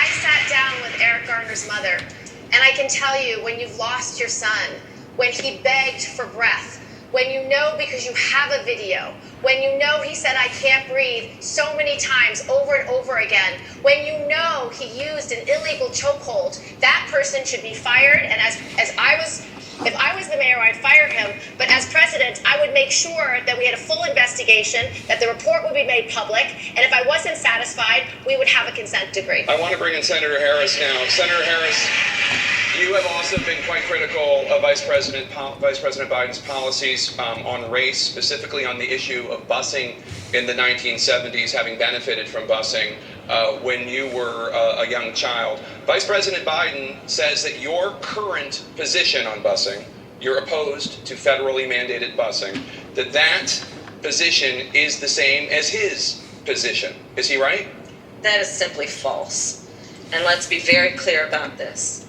When Vice President Biden was in the United States Senate working with segregationists to oppose busing, which was the vehicle by which we would integrate America's public schools, had I been in the United States Senate at that time, I would have been completely on the other side of the aisle. And let's be clear about this. Had those segregationists their way, I would not be a member of the United States Senate, Cory Booker would not be a member of the United States Senate, and Barack Obama would not have been in a position to nominate him to the title he now holds. And so, on that issue, we could not be more apart, which is that the Vice President has still failed to acknowledge that it was wrong to take the position that he took at that time. Now, I would like to also talk about this conversation about Eric Garner, because I, too, met with his mother. And one of the things that we've got to be clear about is that this President of the United States, Donald Trump, while he has been in office, has quietly been allowing the United States Department of Justice to shut down consent decrees, to stop pattern and practice investigations. On that case, we also know that the Civil Rights Division, this is important, the Civil Rights Division of the United States Department of Justice said charges should have been filed, but this United States Department of Justice usurped, and I believe it is because that president did not want those charges to go forward, and they overrode a decision by the Civil Rights Division of the United States Department of Justice. Under my administration, the Civil Rights Division will reign, and there will be independent investigations. Vice President Biden, I want to give you a chance to respond to what Senator Harris just said. When Senator Harris was the Attorney General for 8 years in the state of California, there were two of the most segregated school districts in the country, in Los Angeles and in San Francisco. And she did not, I didn't see a single solitary time she brought a case against them to desegregate them. Secondly, she also was in a situation where she had a police department when she was there that in fact was abusing people's rights. And the fact was that she, in fact, was told by her own people, that her own staff, that she should do something about and disclose to defense attorneys like me that you, in fact, have been, the police officer did something that did not give you information that would exculpate your client. She didn't do that. She never did it. And so what happened? Along came a federal judge and said, enough, and he freed 1,000 of these people. If you doubt me, Google 1,000 prisoners freed, Kamala Harris. Thank you, Vice President Biden. Senator Harris, your response? This is simply not true. And as Attorney General of California, where I ran the second largest Department of Justice in the United States, second only to the United States Department of Justice, I am proud of the work we did, work that has received national recognition for what has been the important work of reforming a criminal justice system and cleaning up the consequences of the bills that you passed when you were in the United States Senate for decades. It was the work of creating one of the first in the nation initiatives around re-entering former offenders and getting them jobs and counseling. I did the work as Attorney General of putting body cameras on special agents in the state of California, and I'm proud of that work. I want to bring in Congresswoman Gabbard. Congresswoman Gabbard, you took issue with Senator Harris confronting Vice President Biden at the last debate. You called it a, quote, false accusation that Joe Biden is a racist. What's your response? I want to bring the conversation back to the broken criminal justice system that is disproportionately negatively impacting black and brown people all across this country today. Now, Senator Harris says she's proud of her record as a prosecutor and that she'll be a prosecutor president, but I'm deeply concerned about this record. There are too many examples to cite, but she put over 1,500 people in jail for marijuana violations and then laughed about it when she was asked if she was marijuana. That's right. She blocked Get her. Get her, Tulsi. Get her, Tulsi. Death row until the courts forced her to do so. She kept people in prison beyond their sentences to use them as cheap labor for the state of California. Oof. And she fought to keep cash bail system in place. That impacts poor Kamala's angry. She knows she's getting called out. Senator Harris, your response? Finally, she gets called out for that. Attorney General of California, I did the work of significantly reforming the criminal justice system of a state of 40 million people, which became a national model for the work that needs to be done. And I am proud of that work. And I am proud of making a decision to not just give fancy speeches or be in a legislative body and give speeches on the floor, but actually doing the work of being in the position to use the power that I had to reform a system that is badly in need of reform. That is why we created initiatives that were about re-entering former offenders and getting them counseling. It is why, and because I know that criminal justice system is so broken, that I am an advocate for what we need to do to not only decriminalize but legalize marijuana in the United States. I want to bring Congresswoman Gabbard back in. Yeah, please, come on. The bottom line is, Senator Harris, when you were in a position to make a difference and an impact in these people's lives, you did not. And worse yet, in the case of those who were on death row, innocent people, you actually blocked evidence from being revealed that would have freed them. Oh man, I love it. Were forced to do so. There is no excuse for that. And the people Keep going. who suffered under your reign as Keep going. You owe them an apology. Senator Harris. Thank you. Keep going. My entire career, I have been personally opposed to the death penalty, and that has never changed. And I dare anybody who is in a position to make that decision, to face the people I have faced, to say, I will not seek the death penalty. That is my background. That is my work. I am proud of it. I think you can judge people by when they are under fire, and it's not about some fancy opinion on a stage, but when they're in the position to actually make a decision, what do they do? When I was in the position of having to decide whether or not to seek a death penalty on cases I prosecuted, I made a very difficult decision that was not popular to not seek the death penalty. History shows that, and I am proud of those decisions. Senator Harris, thank you very much. Senator Bennett, a question for you. Why are you the best candidate to heal the racial divide that exists in this country today, which has been stoked by the president's racist rhetoric? Yeah, first of all, the president's racist rhetoric should be enough grounds for everybody in this country to vote him out of office. That one thing alone should be enough.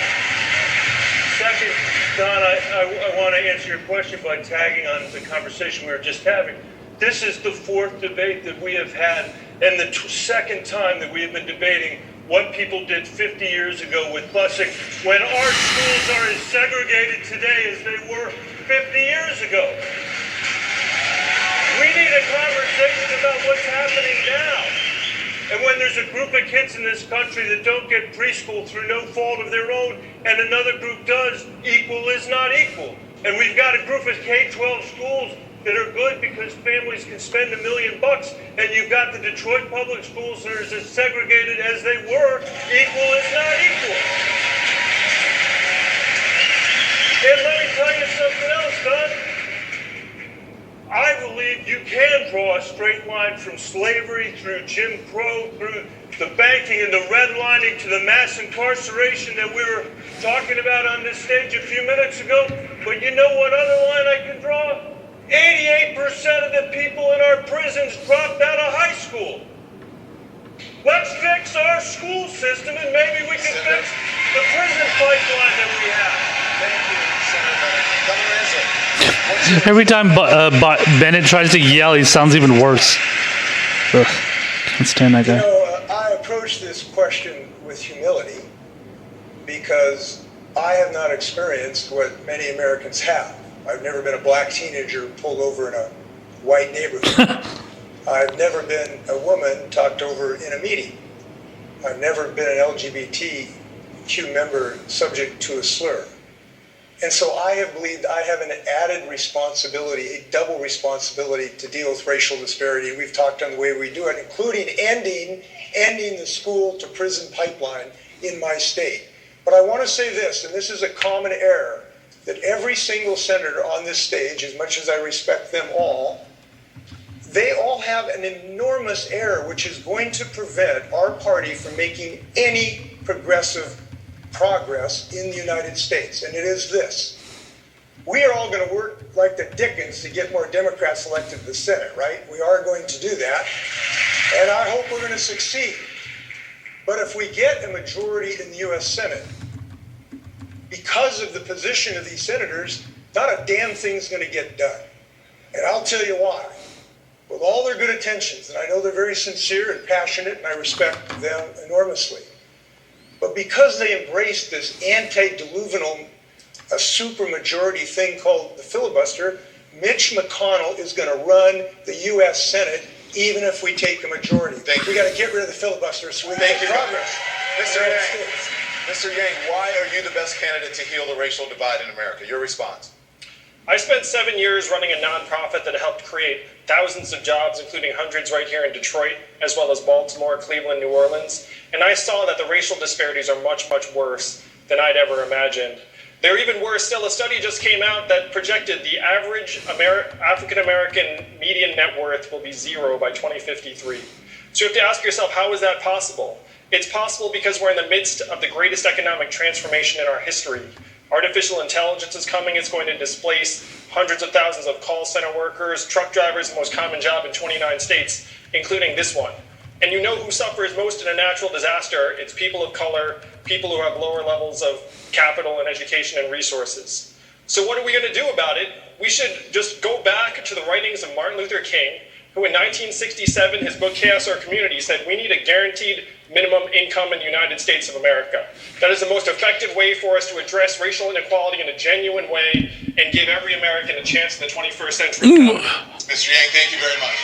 Secretary Castro, after the president's racist tweets attacking Baltimore and Congressman Elijah Cummings, the mayor of Baltimore slammed the tweets and said to the president, and I quote here, help us. Send the resources that we need to rebuild America. So what would you do for Baltimore and other cities that need help? First of all, the president is a racist, and that was just one more example of it. We know that whether it's Baltimore or cities like Detroit, they're tremendously rich in history and culture and also in possibility. Here's what I would do if I'm president. Number one, I would invest in tremendous educational opportunity, invest in universal pre-K for 3 and 4-year-olds, invest in improving K through 12 education, and also making higher education available to everyone through tuition-free public state universities, community colleges, and job training and certification programs. I would follow up on the work that I did at HUD. We passed the most sweeping rule to further desegregate our communities in the United States. This Trump administration set that back. I would put that back in order. I would also invest in housing that is affordable, because folks know that the rent is going through the roof, and we need to make sure that you don't have to get out of West Baltimore or inner city Detroit or the west side of San Antonio or anywhere if you want to reach your American dream. I want you to be able to accomplish it in your great neighborhood where you are. Thank you, Secretary Castro. Senator Gillibrand, what's your response? So I don't believe that it's the responsibility of Corey and Kamala to be the only voice that takes on these issues of institutional racism, systemic racism in our country. I think as a white woman of privilege who is a U.S. Senator running for President of the United States, it is also my responsibility to lift up those voices that aren't being listened to. And I can talk to those white women in the suburbs that voted for Trump and explain to them what white privilege actually is. That when their son is walking down a street with a bag of M&Ms in his pocket, wearing a hoodie, his whiteness is what protects him from not being shot. When their child has a car that breaks down and he knocks on someone's door for help and the door opens and the help is given, it's his whiteness that protects him from being shot. That is what white privilege in America is today. And so my responsibility is to not only lift up those stories, but explain to communities across America, like I did in Youngstown, Ohio, to a young mother, that this is all of our responsibilities and that together we can make our community stronger. Thank you, Senator Gillibrand. Let's now turn to the issue of the climate crisis. The United Nations says the world needs to cut all carbon emissions by 2050 or risk facing disastrous consequences. Governor Inslee, many of your fellow Democratic candidates say climate change is the biggest existential threat facing the country. You, though, are calling it the #1 priority in your campaign. What do you know that the others don't? Well, I know the firsthand terrific impact of climate change on Americans across the country already. The family who I saw with their aluminum home, now just a pile of molten aluminum, they lost everything in the Paradise fires. The nonprofit in Davenport, Iowa, that was washed away in the floods. We have to act now. Look, climate change is not a singular issue. It is all the issues that we Democrats care about. It is health. It is national security. It is our economy. And we know this: middle ground solutions, like the Vice President has proposed, or sort of middling, average-sized things are not going to save us. Too little, too late is too dangerous. And we have to have a bold plan, and mine has been called the gold standard. Now, we also need to embed environmental justice. I was in zip code 48217 in the Detroit neighborhood the other day, right next to an oil refinery where the kids have asthma and they have cancer clusters. And after talking to these folks, I believe this. It doesn't matter what your zip code is. It doesn't matter what your color is. You ought to have clean air and clean water in America. That's Vice President Biden, I'd like to get you to respond. Governor Inslee just said that your plan is middling. There is no middle ground about my plan. The fact of the matter is, I call for the immediate action to be taken. First of all, one of the things that we're responsible for 15% of all the pollution in the country. He's right about how it affects people, and it affects neighborhoods, particularly poor neighborhoods. But here's the deal. In that area, there's also another piece. 85% of it is something I helped negotiate, and that is the Paris Climate Accord. I would immediately rejoin that Paris Accord. I would make sure that we up the ante, which it calls for.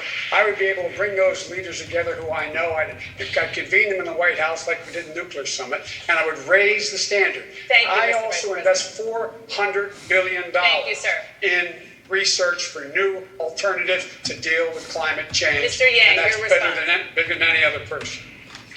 The important number in Vice President Biden's remarks just now was that the United States is only 15% of global emissions. We like to act as if we're 100%, but the truth is, even if we were to curb our emissions dramatically, the Earth is still going to get warmer. And we can see it around us this summer. The last 4 years have been the 4 warmest years in recorded history. This is going to be a tough truth, but we are too late. We are 10 years too late. We need to do everything we can to start moving the climate in the right direction, but we also need to start moving our people to higher ground. And the best way to do that is to put economic resources into your hands so you can protect yourself and your families. I was challenged by the Vice President. Maybe you heard on this for a moment. Go ahead, Governor. Thank you very much. Look, these deadlines are set by science. Mr. Vice President, your argument is not with me, it's with science. And unfortunately, your plan is just too late. The science tells us we have to get off coal in 10 years. Yes. Your plan does not do that. We have to have off of fossil fuels in our electrical grid in 15.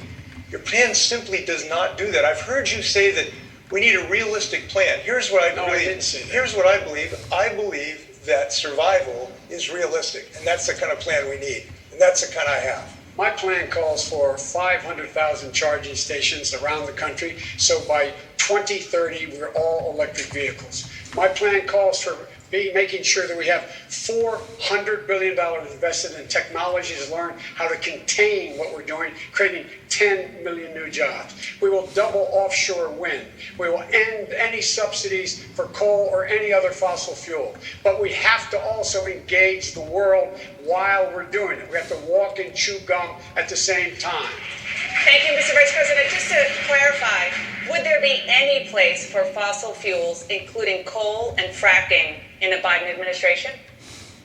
No, we would work it out. We would make sure it's eliminated and no more subsidies for either one of those, any fossil fuel. We cannot work it out. We cannot work this out. The time is up. Our house is on fire. We have to stop using coal in 10 years. And we need a president to do it or it won't get done. Get off coal. Save this country and the planet. That's what I'm for. Senator Harris, your response? I mean, I have to agree with Governor Inslee, and I'm going to just paraphrase one of your great sayings, Governor, which is we currently have a president in the White House who obviously does not understand the science. He's been pushing science fiction instead of science fact. The guy thinks that wind turbines cause cancer, but what in fact they cause is jobs. And the reality is that I would take any Democrat on this stage over the current president of the United States who is rolling it back to our collective peril. We must have and adopt a Green New Deal. On day one as president, I would re-enter us in the Paris Agreement and put in place so we would be carbon neutral by 2030. Thank you, Senator. I want to talk about that with Senator Gillibrand. You are co-sponsor of the Green New Deal, which includes the guarantee of a job with medical leave, paid vacations, and retirement security for everyone in America. Explain how that's realistic. So the first thing that I'm going to do when I'm president is I'm going to Clorox the Oval Office. The second thing I'm going to do is I will re-engage on global climate change.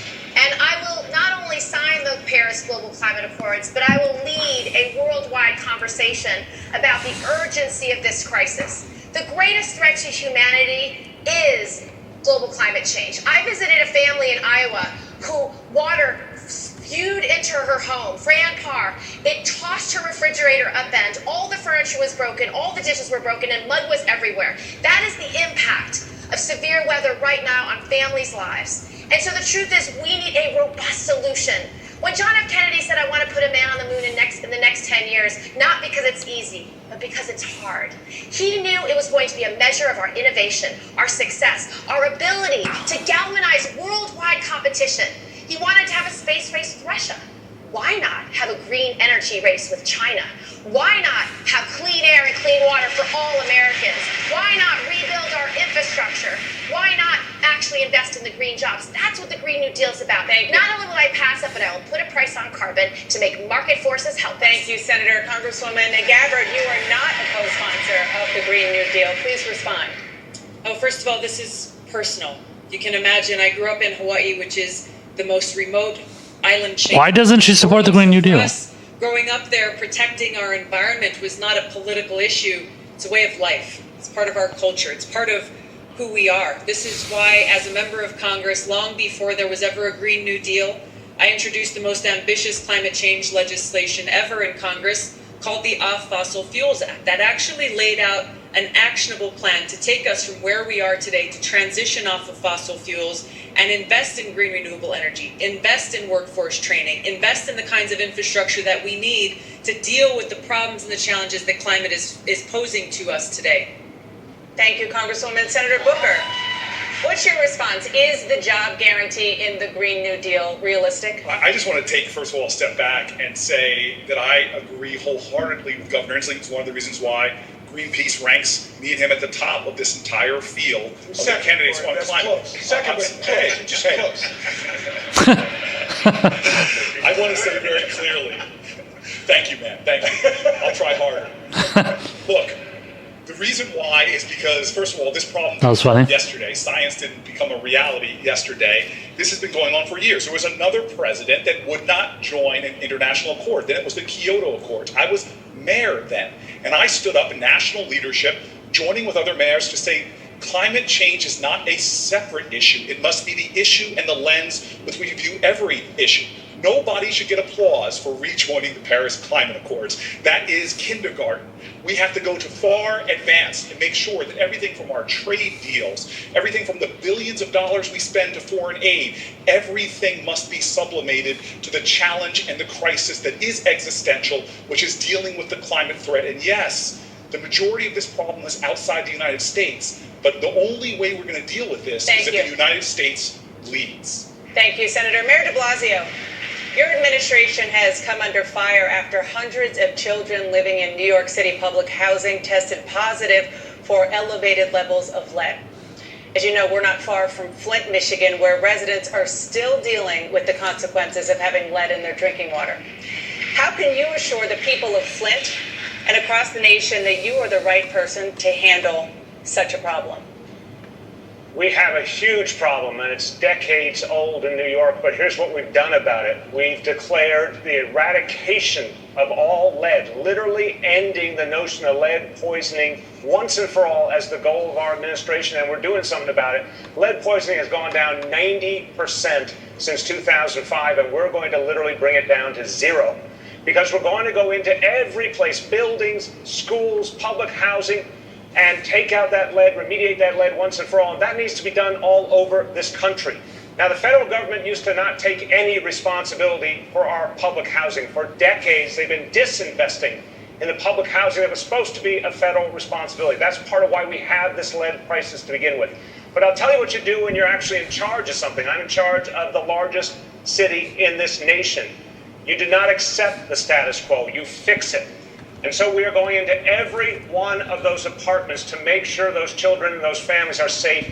And then we are going to eradicate that lead once and for all. And there should be a federal mandate to do the same for Flint, for Detroit, for every place in this country. Thank you, It Mr. can Mayor. be done. Thank you, Mr. Mayor. Secretary Castro, why are you the right candidate to solve this problem? Please respond. Well, because people don't have to wonder what I would do. I've actually done it. I was Secretary of Housing and Urban Development when Flint had its water crisis. I went to Flint. We did what we could to help folks get water filters. And then we didn't stop there. We improved the standard of how we deal with elevated blood lead levels in children. A lot of Americans don't know that this is still a major problem out there. I was back in Flint about 6 weeks ago, and I released a plan to invest $50 billion so that we remove lead as a major public health threat. We need to do it, we can do it, and I will do it. Thank you, Secretary Castro. Donald Trump won independence here in Michigan by 16 percentage points, which was critical to Donald Trump winning the state's 16 electoral votes. Now there is a big debate within the Democratic Party here and around the country about the best way the Democrats can win back Michigan. Vice President Biden, last night on this stage, Senator Elizabeth Warren said, quote, "We're not going to solve the urgent problems that we face with small ideas and spinelessness. We're going to solve them by being the Democratic Party of big structural change."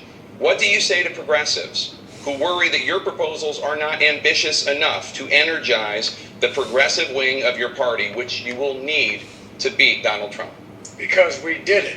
I was asked to manage an $87 billion plan to be spent in a total of 18 months that revived this state and many others, because it kept us out of a depression with 0.2% of waste or fraud.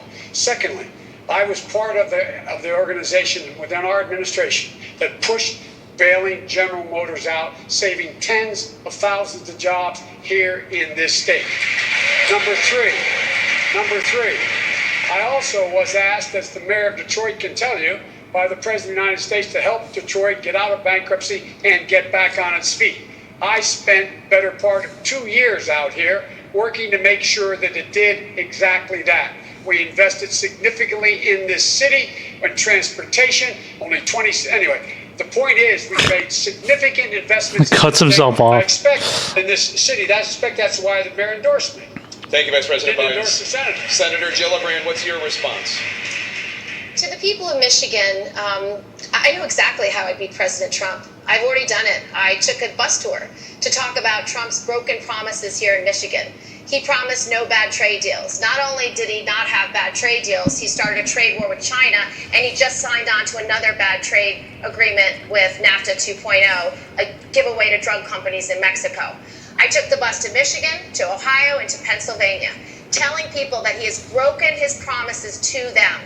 I lifted up their voices, I listened to their concerns, and I offered real solutions. And I've done this before. My first House district I ran in was a 2-to-1 Republican district. I won it twice, and I haven't lost an election since. So I can bring people together in red, purple, and blue areas. But more than that, I can get things done. Mr. Yang, in poll after poll, Democratic voters saying that having a nominee who can beat President Trump is more important to them than having a nominee who agrees with them on major issues. And right now, according to polls, they say the candidate who has the best chance of doing that, of beating President Trump, is Vice President Biden. Why are they wrong? Well, I'm building a coalition of disaffected Trump voters, independents, libertarians, and conservatives, as well as Democrats and progressives. I believe I'm the candidate. So everybody, pretty much. And as for how to win in Michigan and Ohio and Pennsylvania, the problem is that so many people feel like the economy has left them behind. What we have to do is we have to say, look, there's record high GDP and stock market prices. You know what else are record highs? Suicides, drug overdoses, depression, anxiety. It's gotten so bad that American life expectancy has declined for the last 3 years. And I like to talk about my wife who's at home with our 2 boys right now, one of whom is autistic. What does her work count at in today's economy? 0, and we know that's the opposite of the truth. We know that her work is among the most challenging and vital. The way we win this election is we redefine economic progress to include all the things that matter to the people in Michigan and all of us, like our own health, our well-being, our mental health, our clean air and clean water, how our kids are doing. If we change the measurements for the 21st century economy to revolve around our own well-being, then we will win this election. Congresswoman Gabbard, your response?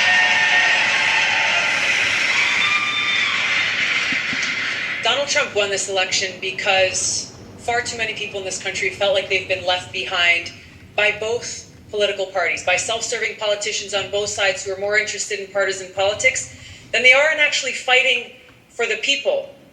I'm speaking the truth to people all across this country about the fact that people in Flint, Michigan are still being left behind, still being poisoned by the water in their system, because every single month we are spending $4 billion on a continuing war in Afghanistan, $4 billion every single month, rather than ending that war, bringing our troops home and using those precious resources into serving the needs of the people here in this country. People and communities like Flint. That's the kind of leadership that I'll bring. Thank you, Congresswoman. Senator Booker, your response? I'm grateful, Jake. Look, this is one of those times where we're not staring at the truth and calling it out. And this is a case for the Democratic Party. The truth will set us free.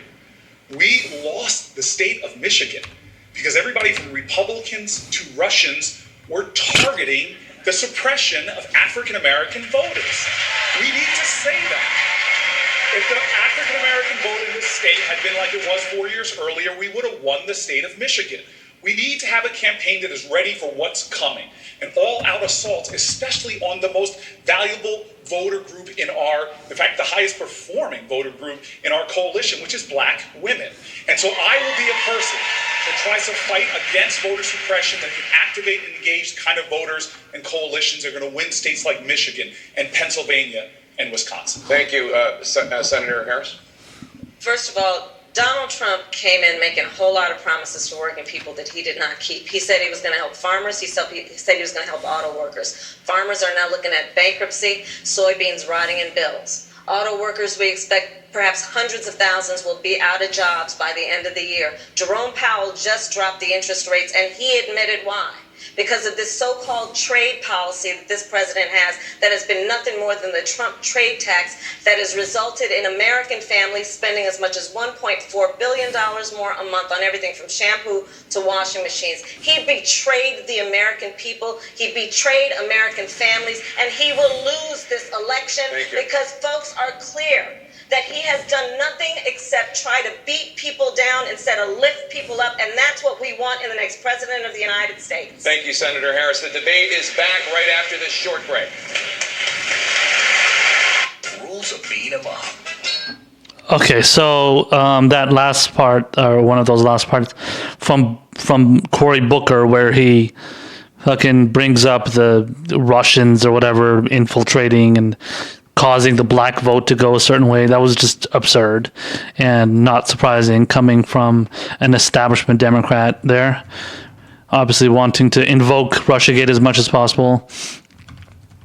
Yeah, so that was I know it was a little while ago, I think, but I loved the exchange between Tulsi Gabbard and Kamala Harris. She absolutely nailed her on her, I believe it was either Attorney General or District Attorney record. I couldn't tell which one. I didn't hear that part. But it was an awesome exchange, and Kamala had nothing to say. She was just like, because Tulsi pointed out how how Kamala Harris, she didn't show, she kind of like hid the evidence regarding death penalty cases or something along those lines, and Kamala responded by saying, well, I've always opposed the death penalty and blah, blah, blah. I mean, yeah, but what does it have to do with the fact that you didn't show that, certain amount of evidence that would have prevented cases that were involving the death penalty. So that's, typical kind of establishment tactics of just trying to not say, not trying to address the problem and deflecting and kind of just trying to sidestep it so that you can mention something else. And she really had no attack on Tulsi because Tulsi's record is fairly unknown for the most part. And I guarantee, and I tweeted about this, Kamala, she looks at Tulsi as somebody that's ew, who are you? Totally looks at her with disdain and entitlement, in the sense that Kamala has a sense of entitlement. She's like, why are you why are you saying anything to me? Why are you even looking at me? That kind of thing. Kamala has that attitude, and her response definitely seemed that way too, because she wasn't responding to Joe Biden in the same ways, especially since the fact that she was responding to Biden a hell of a lot more compared to Tulsi. And yeah, it's,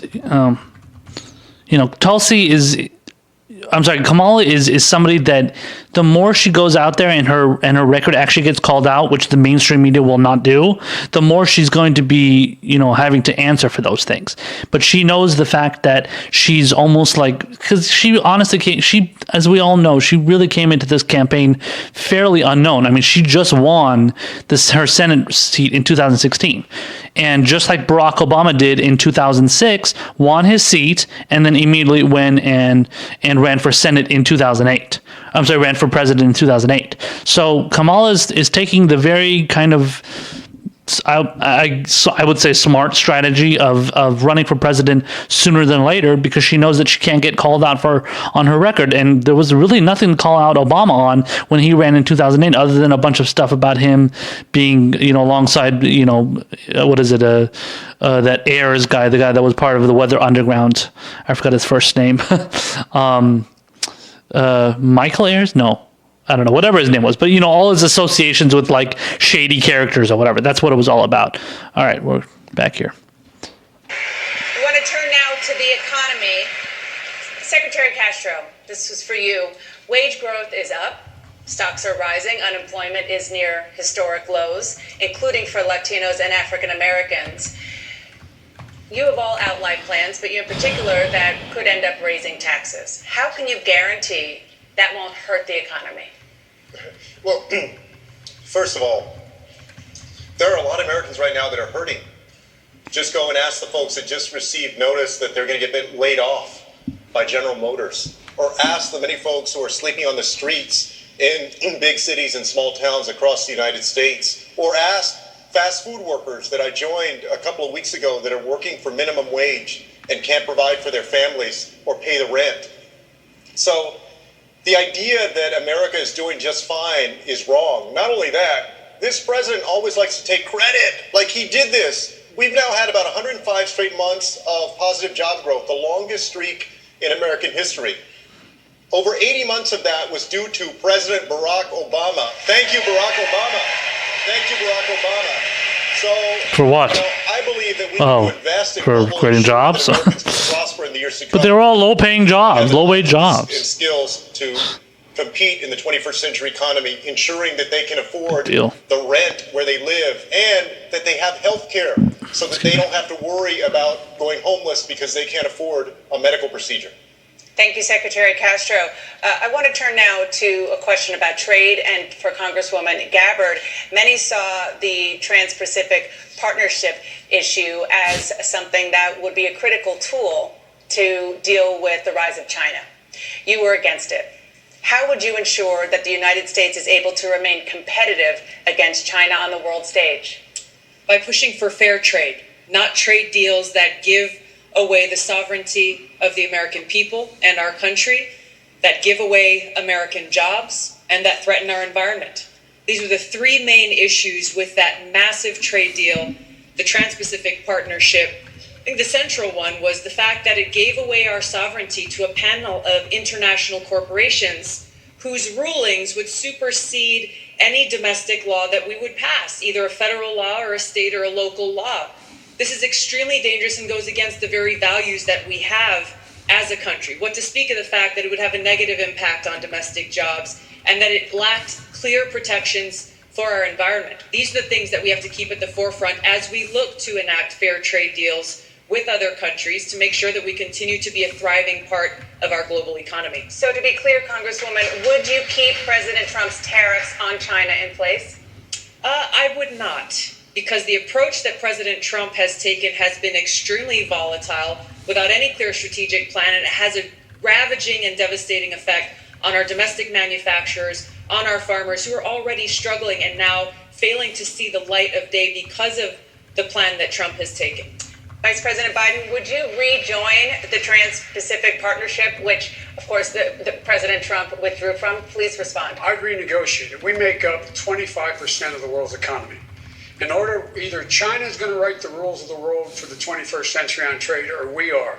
We have to join with the 40% of the world that we had with us, and this time make sure that there's no one sitting at that table doing the deal unless environmentalists are there and labor is there. And to make sure we equip our workers first to compete by investing in them now, in the things to make them more competitive. That's what we have to do. Otherwise, they are going to write the rules of the road. We must have the rest of the world join us to keep them in check from abusing. Thank you. Vice President Biden, just to be clear, would you or would you not rejoin the TPP, yes or no? I would not rejoin the TPP as it was initially put forward. Ugh. I would insist that we renegotiate pieces of that with the Pacific nations that we had in South America and North America so that we could bring them together to hold China accountable for the rules of us setting the rules of the road as to how trade should be conducted. Otherwise, they're going to do exactly what they're doing, fill the vacuum, and run the table. Thank you, sir. Mayor de Blasio, you also oppose the deal. Please respond. Yeah, and I just want to ask this question of all the candidates, but particularly of Vice President Biden. President Trump is trying to sell NAFTA 2.0. He's got a new name for it. It's just as dangerous as the old NAFTA. It's going to take away American jobs like the old NAFTA, like it did to Michigan. And we cannot have Democrats be party to a new NAFTA. So, Vice President, I believe you're the only person on the stage who voted for the original NAFTA. Are you ready to say here and now that you will oppose a new NAFTA and that what you will believe... Damn, de Blasio's going after Biden hella hard. ...is that empower organized labor across the boundaries of the world and give working people power again, not just multinational corporations. Yes. Your response? Your response, sir? Yes. That's it? No, he said, would I insist that labor be engaged? The answer is yes. I consider that a victory. Well, I love your affection for me. You spent a lot of time with me. You know what? we believe in redemption, Joe. We believe in redemption in this party. Well, I tell you what, I hope you're part of it. Okay, I want to ask a question of Senator Bennett now. Senator, CNN reached out to Michigan Democratic primary voters for their most pressing question. Ferris from Flint, Michigan, has this question. Here in Detroit, our economy has seen firsthand how technology and automation can displace workers and create uncertainty around human job security. How would you balance these disruptions created by technology with the beneficial impact of technology on our economy? Dana, this goes to the last question you asked as well, which is how are we going to remain competitive? It's not just about trade, which we were talking about earlier. It's about whether we're going to invest in this country anymore. Since 2001, we have cut $5 trillion worth of taxes. Almost all of that has gone to the wealthiest people in America. We have made the income inequality worse, not better, through the policies of the federal government. We've spent $5.6 trillion in the Middle East. That's 12 or 13 trillion dollars that, from the point of view of driving the economy in Michigan or anywhere else in America, we might as well just have lit that money on fire. We've got to stop doing that. And we need to invest in America again. For the money that we spent, that I just described, we could have fixed every road and bridge in this country. We could have fixed every airport that needs to be fixed. We could have fixed not just Flint, but every water system in this country.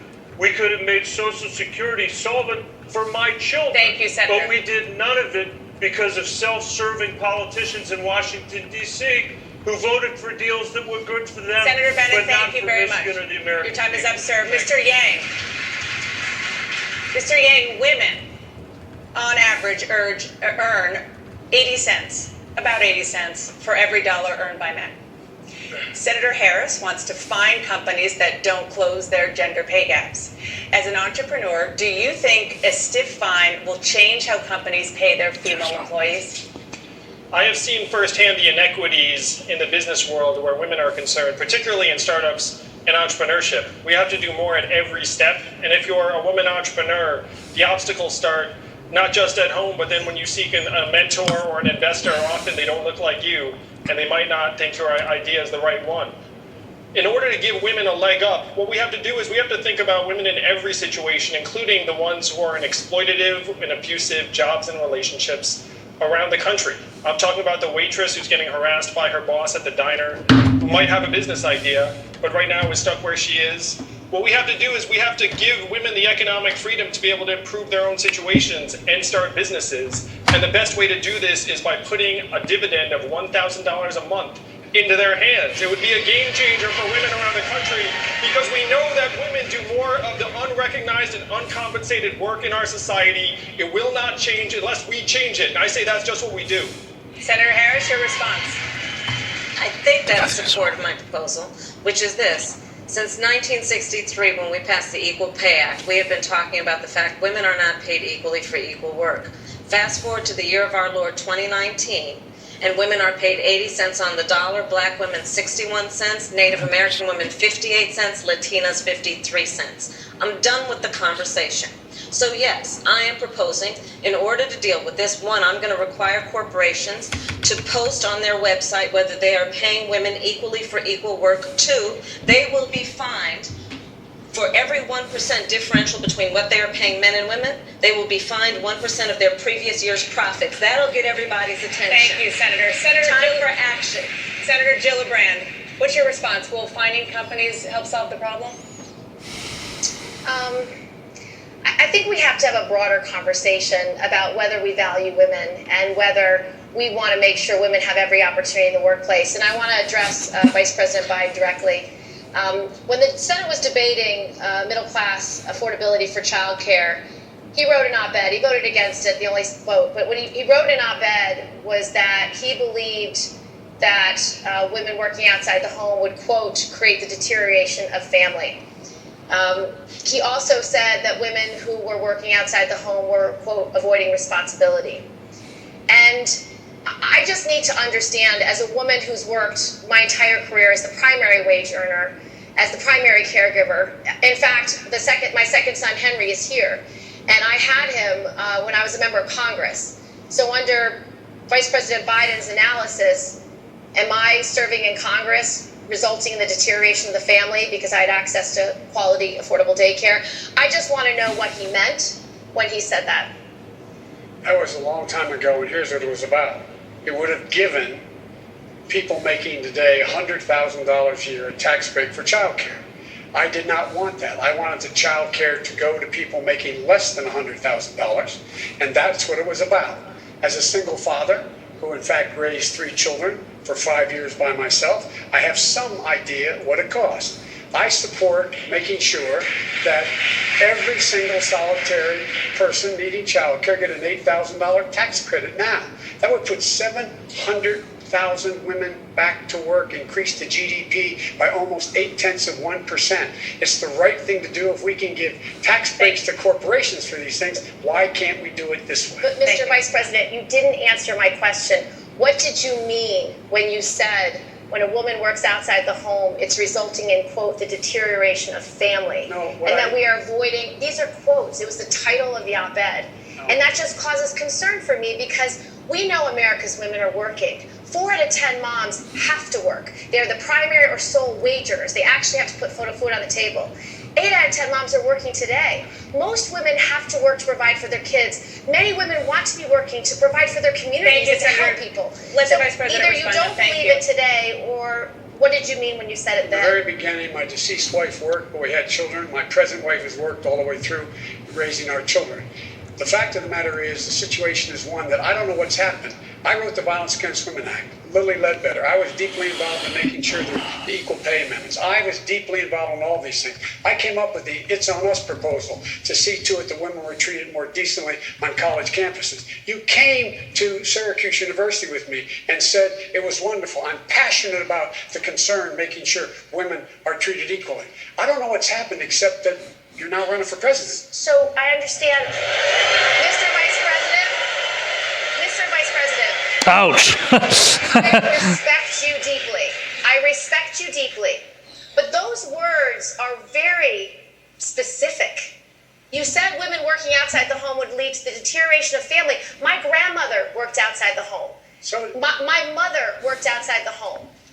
And thank you, Senator Gillibrand. So, well, he has I want to bring Senator Harris either into he this no conversation. longer believes it. I mean, I just think he needs to. I never believed it. Thank you, Senator Harris. Please respond. Well, listen, I mean, talk about now running for president and you change your position. On the Hyde Amendment, Vice President, where you made a decision for years to withhold resources to poor women to have access to reproductive health care, and including women who were the victims of rape and incest.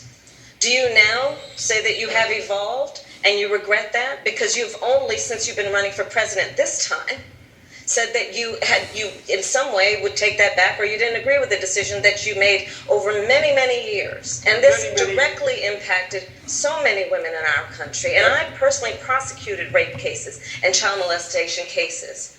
And the experience that those women have, those children have, and that they would then be denied the resources, Senator. Let the Vice President respond. I think is unacceptable. The fact is that the Senator knows that's not my position. Everybody on the stage has been in the Congress, and the Senate or House has voted for the Hyde Amendment at some point. The Hyde Amendment in the past was available because there was other access for those kinds of services provided privately. But once I wrote the legislation making sure that every single woman would in fact have an opportunity to have health care paid for by the federal government, everyone, that could no longer stand. I support a woman's right to choose. I support it's a constitutional right. I've supported it. I will continue to support it. And I will in fact move as president to see to that the Congress legislates that is the law as well. Well, why did it take you so long to change your position on the Hyde Amendment? Why did it take so long until you were running for president to change your position on the Hyde Amendment? Because there was not full federal funding for all reproductive services prior to this point. Okay. Thank you. Governor Inslee, your response? I would suggest that we need to broaden our discussion. I would suggest we need to think about a bigger scandal in America, which is that in professions and careers where women have been more than the majority, they have been almost always underpaid. And that is why this year I'm proud to be the governor who won the largest pay increase for our educators in the United States. And I believe that is long, long overdue.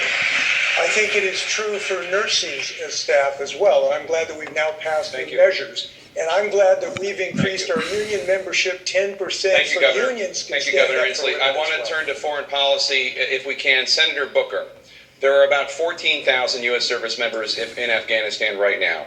If elected, will they still be in Afghanistan by the end of your first year in office? Well, first of all, I want to say very clearly that I will not do foreign policy like tweet, as Donald Trump seems to do all the time. A guy that literally tweets out that we're pulling our troops out before his generals even know about it is creating a dangerous situation for our troops in places like Afghanistan. And so I will bring our troops home, and I will bring them home as quickly as possible. But I will not set during a campaign an artificial deadline. I will make sure we do it expeditiously, we do it safely, to not create a vacuum that's ultimately going to destabilize the Middle East and perhaps create the environment for terrorism and for extremism to threaten our nation. Congresswoman Gabbard, you're the only veteran on the stage. Please respond. This is real in a way that's very difficult to convey in words. I was deployed to Iraq in 2005 during the height of the war, where I served in a field medical unit where every single day I saw the high cost of war. Just this past week, 2 more of our soldiers were killed in Afghanistan. My cousin is deployed to Afghanistan right now. Nearly 300 of our Hawaii National Guard soldiers are deployed to Afghanistan. 14,000 service members are deployed there. This is not about arbitrary deadlines. This is about leadership. The leadership I will bring to do the right thing, to bring our troops home within the first year in office, because they shouldn't have been there this long. For too long, we've had leaders who have been arbitrating foreign policy from ivory towers in Washington without any idea about the cost and the consequence, the toll that it takes on our service members, on their families. We have to do the right thing, end these wasteful regime change wars, and bring our troops home. Thank you, Congresswoman. Mr. Yang, Iran has now breached the terms of the 2015 nuclear deal after President Trump withdrew the U.S. from the deal. And that puts Iran closer to building a nuclear weapon, the ability to do so at the very least. You've said if Iran violates the agreement, the U.S. would need to respond, quote, very strongly. So how would a President Yang respond right now? I would move to de-escalate tensions in Iran because they're responding to the fact that we pulled out of this agreement. And it wasn't just us and Iran. There were many other world powers that were part of that multilateral agreement. We'd have to try and re-enter that agreement, renegotiate the timelines, because the timelines now don't make as much sense. But I've signed a pledge to end the forever wars. Right now, our strength abroad reflects our strength at home. What's happened, really? We've fallen apart at home, so we elected Donald Trump, and now we have this erratic and unpredictable relationship with even our long-standing partners and allies.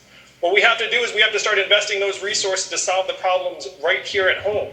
We've spent trillions of dollars and lost thousands of American lives in conflicts that had unclear benefits. We've been in a constant state of war for 18 years. This is not what the American people want. I would bring the troops home, I would de-escalate tensions with Iran, and I would start investing our resources in our own communities. Governor Inslee, your response? Well, I think that these are matters of great and often difficult judgment, and there is no sort of primer for presidents to read. We have to determine whether a potential president has adequate judgment in these decisions. I was only one of two members on this panel today who were called to make a judgment about the Iraq War. I was a relatively new member of Congress, and I made the right judgment because it was obvious to me that George Bush was fanning the flames of war. Now we face similar situations where we recognize we have a president who would be willing to beat the drums of war. We need a president who can stand up against the drums of war and make rational decisions. That was the right vote, and I believe Thank you, Governor. Vice President Biden, he was obviously suggesting that you made the wrong decision and had bad judgment when you voted to go to war in Iraq as a U.S. Senator.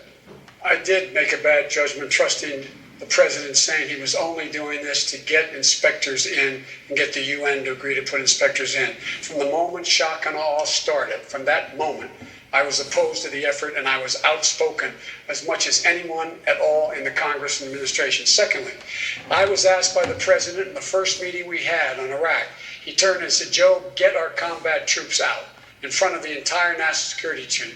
And one of the proudest moments of my life was to stand there in Afwa Palace and tell everyone that we're coming, all our combat troops are coming home. I opposed the surge in Afghanistan. This long overdue, we should have not, in fact, gone into Afghanistan. Thank you. Mr. Thank you, Mr. Vice President. I would like to bring in the person on the stage who served in Iraq, Congresswoman Gabbard. Your response to what Vice President Biden just said. We were all lied to. This is the betrayal. This is the betrayal to the American people, to me, to my fellow service members. We were all lied to, told that Saddam Hussein had weapons of mass destruction, was working with al-Qaeda, and that this posed a threat to the American people. So I enlisted after 9/11 to protect our country, to go after those who attacked us on that fateful day, who took the lives of thousands of Americans. The problem is that this current president is continuing to betray us. We were supposed to be going after al-Qaeda, but over years now, not only have we not gone after al-Qaeda, who is stronger today than they were in 9/11, our president is supporting al-Qaeda. Thank you, Congresswoman. Let's talk about Iran. Thank you, please. We didn't talk about Iran. Please. We're on the march to war in Iran right now, and we blew by it. Mayor, the rules, please follow the rules. I respect the rules, but Mayor, we have to Mayor, stop thank you this very march much. to war in Iran. We're and the going on, Democrat and we're going Party to talk has about to another stand up subject. for it. Mayor, thank you very much. What the hell, man? Come on. Let's talk about now the former Talk about Iran. Mueller's appearance in front of Congress Idiots. last week. When asked whether or not the president could be charged with a crime after leaving office, his answer was yes. Senator Harris, you've criticized President Trump for interfering with the Justice Department. And just last month you said if you were elected president, your Justice Department would, quote, have no choice and should go forward with the obstruction of justice charges against former President Trump. Why is it okay for you to advocate for the Justice Department to prosecute somebody, but President Trump, not him? Well, I would never direct the Department of Justice to do whatever it believes it should do. But listen, look, we all watched his testimony. I read the report. There are 10 clear incidents of obstruction of justice by this president, and he needs to be held accountable. I've seen people go to prison for far less. And the reality of it is that we have a person in the White House right now who has been shielded by a memo in the United States Department of Justice that says a sitting president cannot be indicted. I believe the American people are right to say there should be consequence and accountability for everyone, and no one is above the law, including the President of the United States. Senator Booker, your response? My response is exactly that. I've read the report. I've read the redacted versions of the report. We have something that is astonishing going on in the United States of America. We have a president that is not acting like the leader of the free world. He's acting like an authoritarian against the actual Constitution that he swore an oath to uphold. And so this is a difference with a lot of us on this debate stage. I believe that we in the United States Congress should start impeachment proceedings immediately. And I'll tell you this, Debbie Stabenow now has joined my call for starting impeachment proceedings because he is now stonewalling Congress, not allowing, they were subjecting themselves to the checks and balances. We swore an oath to uphold the Constitution. The politics of this be damned. When we look back at history at what happened when a president of the United States started acting more like an authoritarian leader than the leader of the free world. The question is what will he have done? And I believe the Congress should do its job. Senator Booker, thank you very much. Secretary Castro, what's your response? Well, I agree. I was the first of the candidates to call on Congress to begin impeachment proceedings. There are 10 different instances that Robert Mueller has pointed out where this president either obstructed justice or attempted to obstruct justice. And I believe that they should go forward with impeachment proceedings. As to the question of what my Department of Justice would do, I agree with those who say that a president should not direct an attorney general specifically to prosecute or not prosecute. However, I believe that the evidence is plain and clear, and that if it gets that far, that you're likely to see a prosecution of Donald Trump. Thank you, Secretary. Mayor de Blasio, I'm going to bring you in. What's your response? I think it's obvious at this point in our history that the president has committed the crimes worthy of impeachment. But I want to caution my fellow Democrats, while we move in every way we can for impeachment, we have to remember at the same time, the American people are out there looking for us to do something for them in their lives. And what they see when they turn on the TV or go online is just talk about impeachment. We need more talk about working people and their lives. For example, are we really ready? And I ask people on this stage this question. Are we ready to make sure that the wealthy pay their fair share in taxes? That's something every American wants to know about. That's something they want answers to right now. So yeah, move for impeachment, but don't forget to do the people's business and to stand up for working people, because that's how we're actually going to beat Donald Trump. The best impeachment is beating him in the election of 2020. Mayor, thank you very much. Senator Bennett, how do you respond to this conversation? I think, look, as we go forward here, we need to recognize a very practical reality, which is that we are 4 months away. We've got the August recess, then we are 4 months away from the Iowa caucuses. And I just want to make sure whatever we do doesn't end up with an acquittal by Mitch McConnell in the Senate, which it surely would, and then President Trump would be running saying that he had been acquitted by the United States Congress. I believe we have a moral obligation to beat Donald Trump. He has to be a single-term president, and we can't do anything that plays into his hands. We were talking earlier about climate up here. It's so important. Donald Trump should be the last climate denier that's ever in the White House. Senator Bennett, thank you very much. Secretary Castro, please respond. But we need to be smart about how we're running, or we're going to give him a second term. Please, we can't do it. Well, let me first say that I really do believe that we can walk and chew gum at the same time. All of us have a vision for the future of the country that we're articulating to the American people. We're going to continue to do that. We have an election coming up. At the same time, Senator, I think that too many folks in the Senate and in the Congress have been spooked by 1998. I believe that the times are different. And in fact, I think that folks are making a mistake by not pursuing impeachment. The Mueller report clearly details that he deserves it. And what's going to happen in the fall of next year, of 2020, if they don't impeach him, is he's going to say, you see, the Democrats didn't go after me on impeachment. You know why? Because I didn't do anything wrong. These folks that always investigate me, they're always trying to go after me. When it came down to it, they didn't go after me there because I didn't do anything wrong. Conversely, if Mitch McConnell is the one that lets him off the hook, we're going to be able to say, well, sure, they impeached him in the House, Castro, but his friend Mitch McConnell, Moscow Mitch, let him off the hook. Senator Bennett, please respond. I don't disagree with that. You just said it better than I did. We have to walk and chew gum at the same time. It is incredibly unusual for members of Congress to be able to do that. And I'm glad that Secretary Castro has the ambition. My brother can. He's here That's what I was going to say. It's your brother that's giving you that good feeling about the Congress. That's what we should do. Thank you, Senator. Thank you, gentlemen. The debate continues right after this.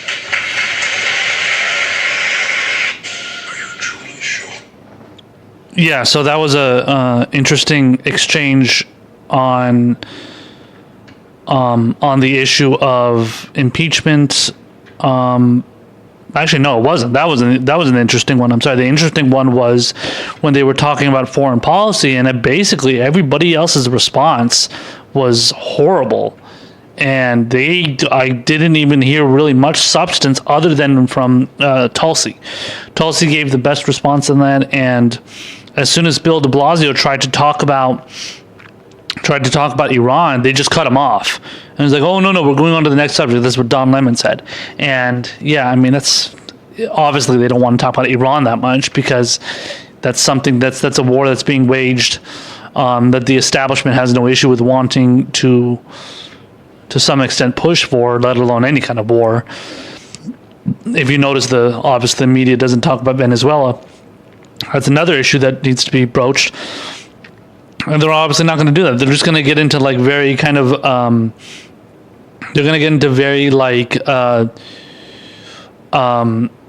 generalized debate regarding foreign policy. So it's not going to be anything that's like anything real specific.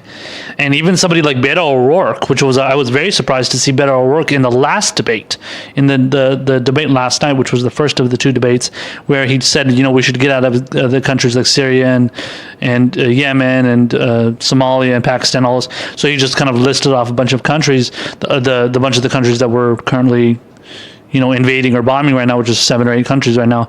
And I was surprised to see him reference that. But that's not something the media, in this case CNN, wants to get into, because if you get into too much specificities, by the way, they're airing another fucking commercial from this fucking insurance company over here, this for-profit insurance company. But anyway, but if they get into any of the specifics when it comes to foreign policy, then nobody is going to. Then the candidates are going to be forced to give.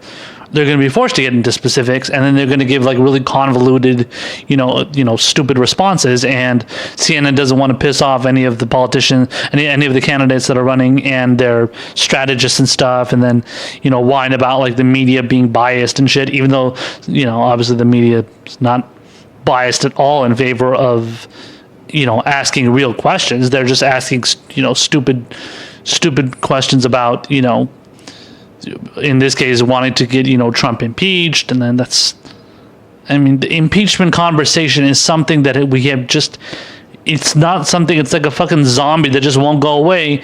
And the reason why it's so stupid is because Democrats aren't going to do it anyway.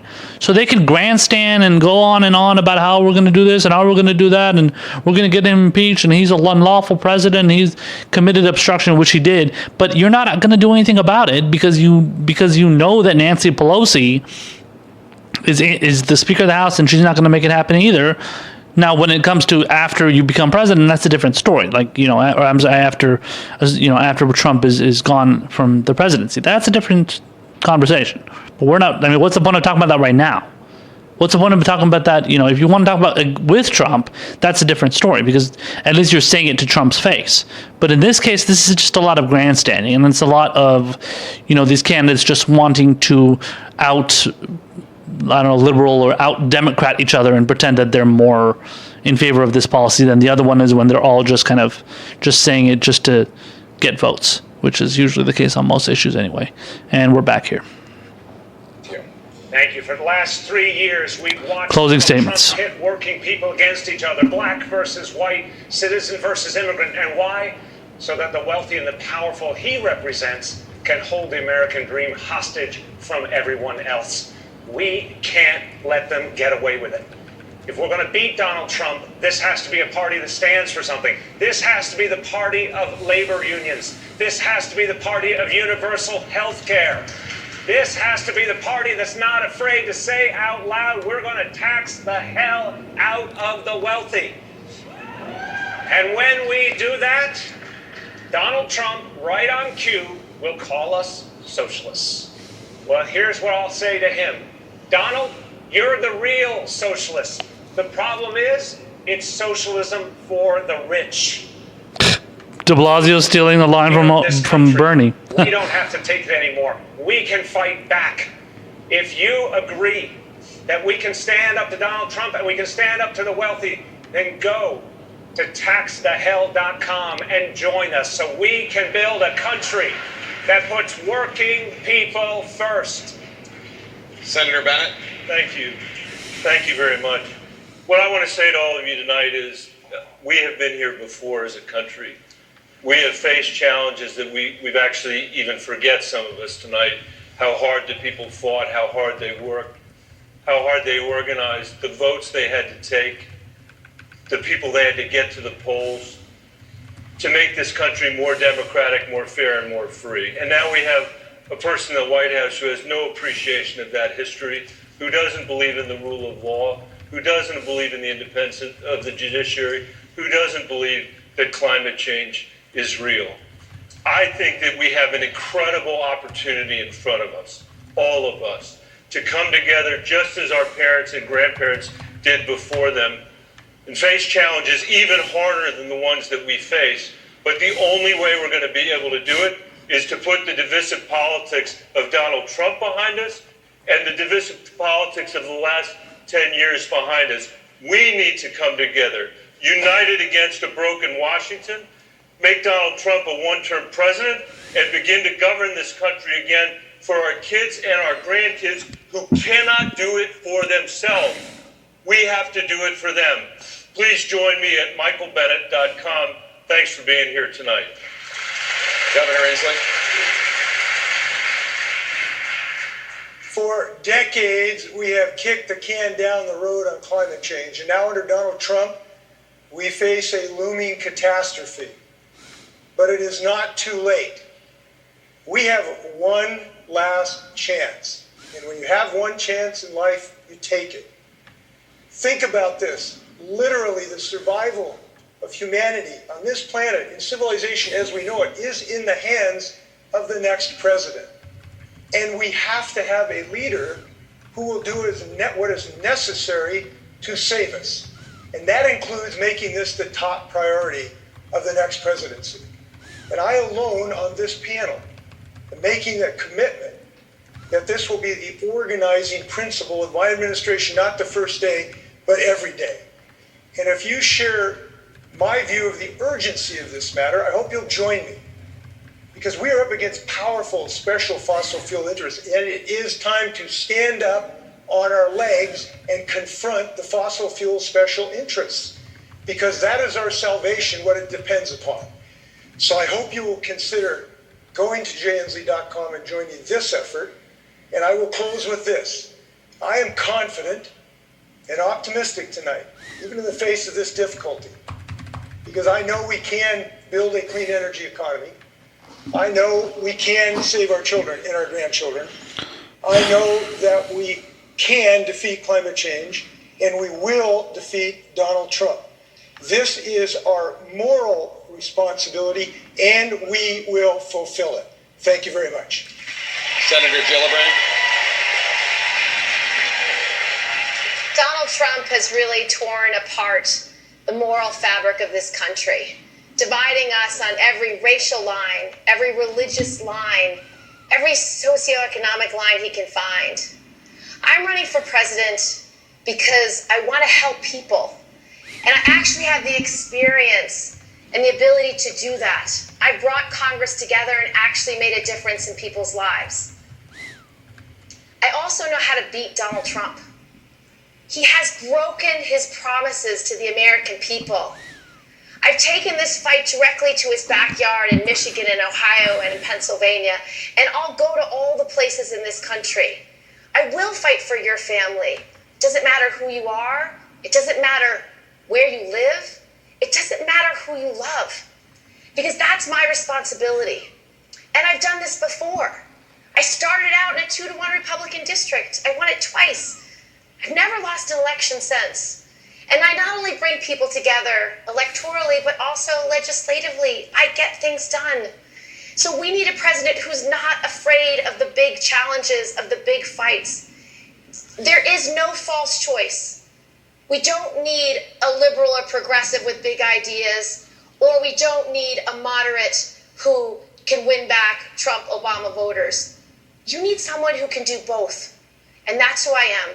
Please go to KirstenGillibrand.com so I can make the next debate stage. Congresswoman Gabbard. Thank you. Now, Donald Trump and warmongering politicians in Washington have failed us. They continue to escalate tensions with other nuclear-armed countries like Russia and China and North Korea, starting a new Cold War, pushing us closer and closer to the brink of nuclear catastrophe. Now, as we stand here tonight, there are thousands of nuclear missiles pointed at us. And if we were to get an attack right here tonight, we would have 30 minutes before we were hit.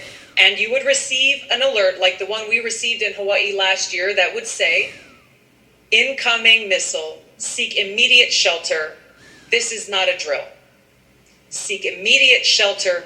This is not a drill. And you would see, as we did, as my loved ones in Hawaii did, there is no shelter. This is the warmonger's hoax. There is no shelter. It's all a lie. As president, I will end this insanity because it doesn't have to be this way.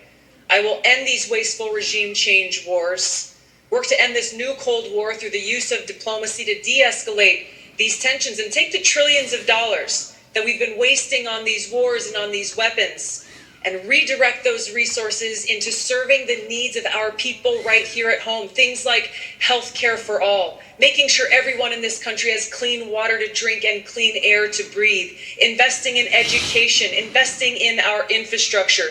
The needs are great. As your president, I will put your interests above all else. Secretary Castro. Well, first of all, let me say thank you to you, Jake, Dana, and to Don, and to everybody here, and to those watching. This election is all about what kind of nation we're going to become. You and I, we stand on the shoulders of folks who have made beds and made sacrifices, people that fought in wars and fought discrimination, folks that picked crops and stood in picket lines, and they helped build the wonderful nation that we live in today. Donald Trump has not been bashful in his cruelty, and I'm not going to be bashful in my common sense and compassion. I believe that we need leadership that understands that we need to move forward as one nation with one destiny. And our destiny in the years to come is to be the smartest, the healthiest, the fairest, and the most prosperous nation on earth. If you want to help me build that America for the future, I hope you'll go to JulianCastro.com, and on January 20th, 2021, we'll say together, adios to Donald Trump. Mr. Yang. You know what the talking heads couldn't stop talking about after the last debate? It's not the fact that I'm somehow number 4 on the stage in national polling. It was the fact that I wasn't wearing a tie. Instead of talking about automation in our future, including the fact that we automated away 4 million manufacturing jobs, hundreds of thousands right here in Michigan, we're up here with makeup on our faces and our rehearsed attack lines, playing roles in this reality TV show. It's one reason why we elected a reality TV star as our president. It's true. We need to be laser focused on solving the real challenges of today, like the fact that the most common jobs in America may not exist in a decade, or that most Americans cannot pay their bills. My flagship proposal, the Freedom Dividend, would put $1,000 a month into the hands of every American adult, be a game changer for millions of American families. If you care more about your family and your kids than my neckwear, enter your zip code at yang2020.com and see what $1,000 a month would mean to your community. I have done the math. It's not left. It's not right. It's forward. And that is how we're going to beat Donald Trump in 2020. Senator Booker. Thank you. First, I just want to give a lot of thanks to the city of Detroit. They're hosting us today, and one of the reasons I respect this city is because it has the kind of defiant love that I find in many American cities, including the city of Newark. And Detroit is turning around, and Newark is turning around because we let no one divide us, no one demean or degrade us or underestimate our worth. We pulled together and fought for common purpose and common cause. That's the history of this city. My mom is sitting there, who was born in the city of Detroit, born to a guy that was a UAW worker, my grandfather, who pulled his family out of poverty in the Depression. My grandmother joined him. She was really entrepreneurial, opened a pool hall and a laundromat right here in this city. That is the American dream, and so many of us have stories like that. But the dream of this country is under threat right now. Well, my mom's generation, 95% of baby boomers did better than their parents. It's now just a coin toss for millennials. We have a real crises in our country, and the crisis is Donald Trump, but not only Donald Trump. I have a frustration that sometimes people are saying the only thing they want is to beat Donald Trump. Well, that is the floor and not the ceiling. The way we beat Donald Trump is not just focusing on him. He wants to take all the oxygen out of the room. It's when we start focusing on each other and understanding that our common bonds and our common purpose to address our common pain is what has saved us before. It's what's going to save us now. That is the kind of leader that I am going to be as President of the United States, not just uniting the Democratic Party, but making sure that we put more indivisible back into this one nation under God. And if you believe like I do, please go to CoryBooker.com and join the mission. Senator Harris. So in my background as Attorney General of California, I took on the big banks who preyed on consumers, many of whom lost their homes and will never be able to buy another. I've taken on the for-profit colleges who preyed on students, put them out of business. I took on the big banks. Transnational criminal organizations that have preyed on women and children. You didn't even prosecute Steve Mnuchin. We have a predator living in the White House. And I'm going to tell you something. Donald Trump has predatory nature and predatory instincts. And the thing about predators is this. By their very nature, they prey on people they perceive to be weak. They prey on people they perceive to be vulnerable. They prey on people who are in need of help, often desperate for help. And predators are cowards. What we need is someone who is going to be on that debate stage with Donald Trump and defeat him by being able to prosecute the case against 4 more years. And let me tell you, we've got a long rap sheet. We're looking at someone who passed a tax bill benefiting the top 1% and the biggest corporations in this country when he said he would help working families. We've got a person who has put babies in cages and separated children from their parents.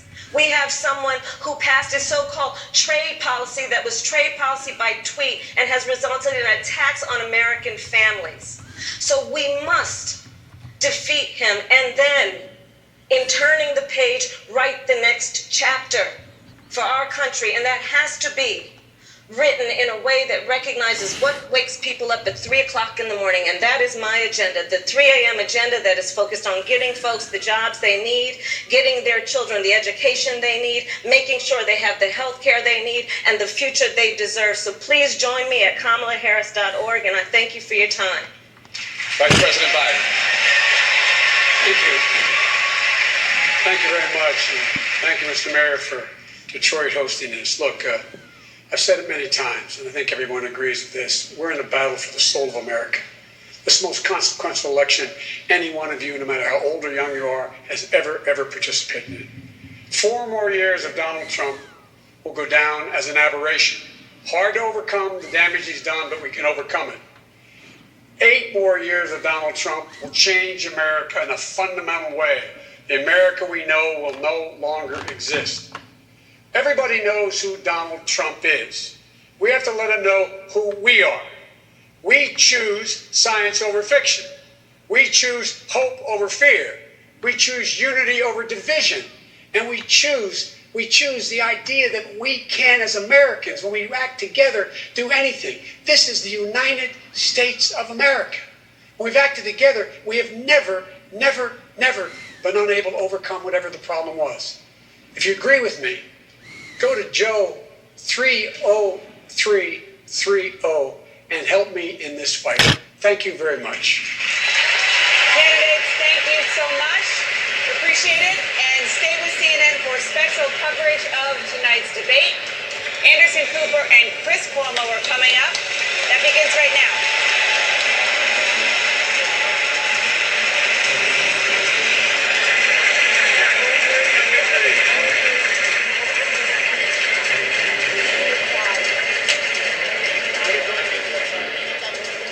Night 2.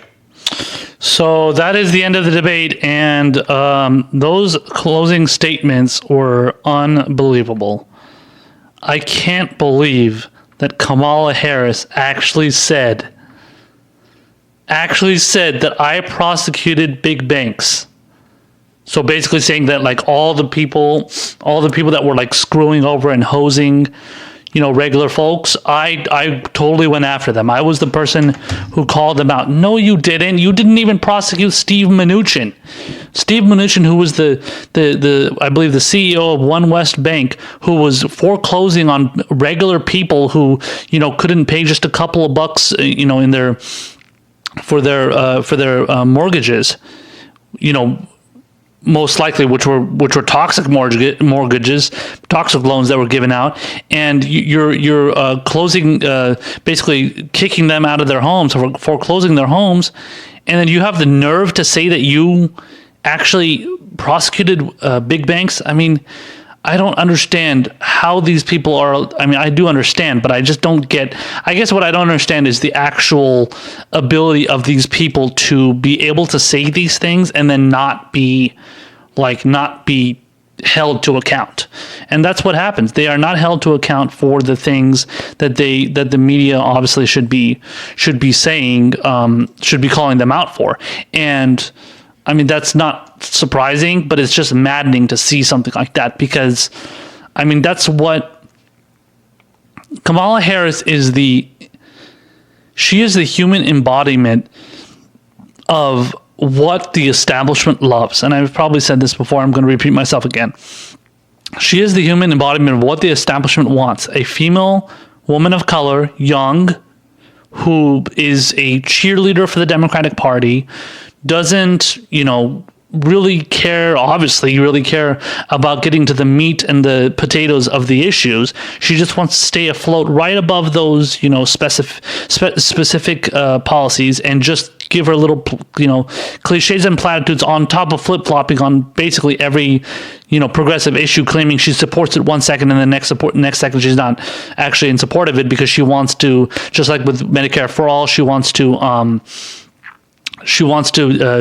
take different paths, and then one second she wants to do away with the insurance companies, and then she doesn't, and she just goes back and forth on everything, and it's just maddening how she just gets away with it too. And I love that Tulsi Gabbard called her out. I love that Tulsi Gabbard held her feet to the fire, and Tulsi did that, and Kamala did not see it coming, because she's so, like I said, I think I tweeted about her. I may have said it during the podcast. She's so entitled and thinks that she's like, I said that earlier in between breaks, that she's so entitled and feels like she needs to be like treated with kid gloves because she's a woman of color, and because she's, such a love, so loved by the Democratic establishment.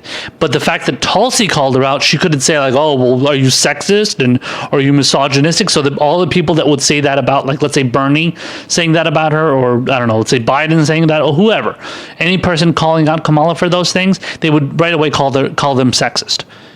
And that's not something that she can do with Tulsi Gabbard. All they do now, and I saw it on Twitter and I tweeted about it, is all they can do now is say, oh, well, you're a Assad apologist. That's what one of the idiot follower, or what is it, one of her spokespeople has said. He said it at least two times on during the debate. One time saying, oh, yeah, you're an Assad apologist, and then again saying the same exact thing. Oh, you're an apologist for Assad. Like, dude, do you have anything else to say? I called that dude out directly. He's a fucking prick. And he thinks, like, you can just, like, repeat these things instead of going into, like, the details. And obviously they claim what Tulsi said was a lie. It was not a lie. I read the articles. I did the research on her. I've seen other people like Kyle from Secular Talk and everybody talk about it. She is not the progressive prosecutor that she claims to be. That is complete bullshit. Utter fucking bullshit. It's all made up to pretend as if to create this kind of thing about her, Kamala Harris, to portray her as like this wonderfully, liberal, progressive, so-called progressive, open-minded person who's totally inclusive and wants everybody to get along, and all the everybody to be happy because she's she can be president and she's going to make everything wonderful, and puppies and rainbows are going to be falling from the sky because we have her as president. No, that's not the case. Nobody, honestly, I don't want to say nobody out, like, obviously a lot of people like outside of the Democratic Party progressives and stuff can't stand it, but it's inside of the Democratic Party, they love her. I mean, that's just kind of what it is. Aside from her being well known, she is somebody that is fawned over by the establishment, and that is, the establishment runs the Democratic Party, and they absolutely adore her.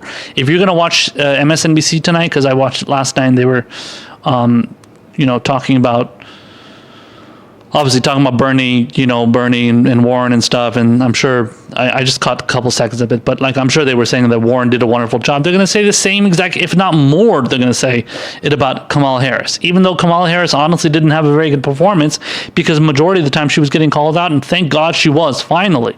The fact that Tulsi Gabbard called out, even Biden calling her out, and I think maybe Julian Castro did that a little bit too, but thank God. I mean, Jesus Christ, I was so annoyed at the fact that they weren't saying anything about Tulsi's record regarding her time as Attorney General and District Attorney of San Francisco, Attorney General. She was for California, and I mean, it's about goddamn time somebody did it, and thank God it was Tulsi, and because nobody else would have really done it on any on those kind of specific issues regarding her time as Attorney General and District Attorney.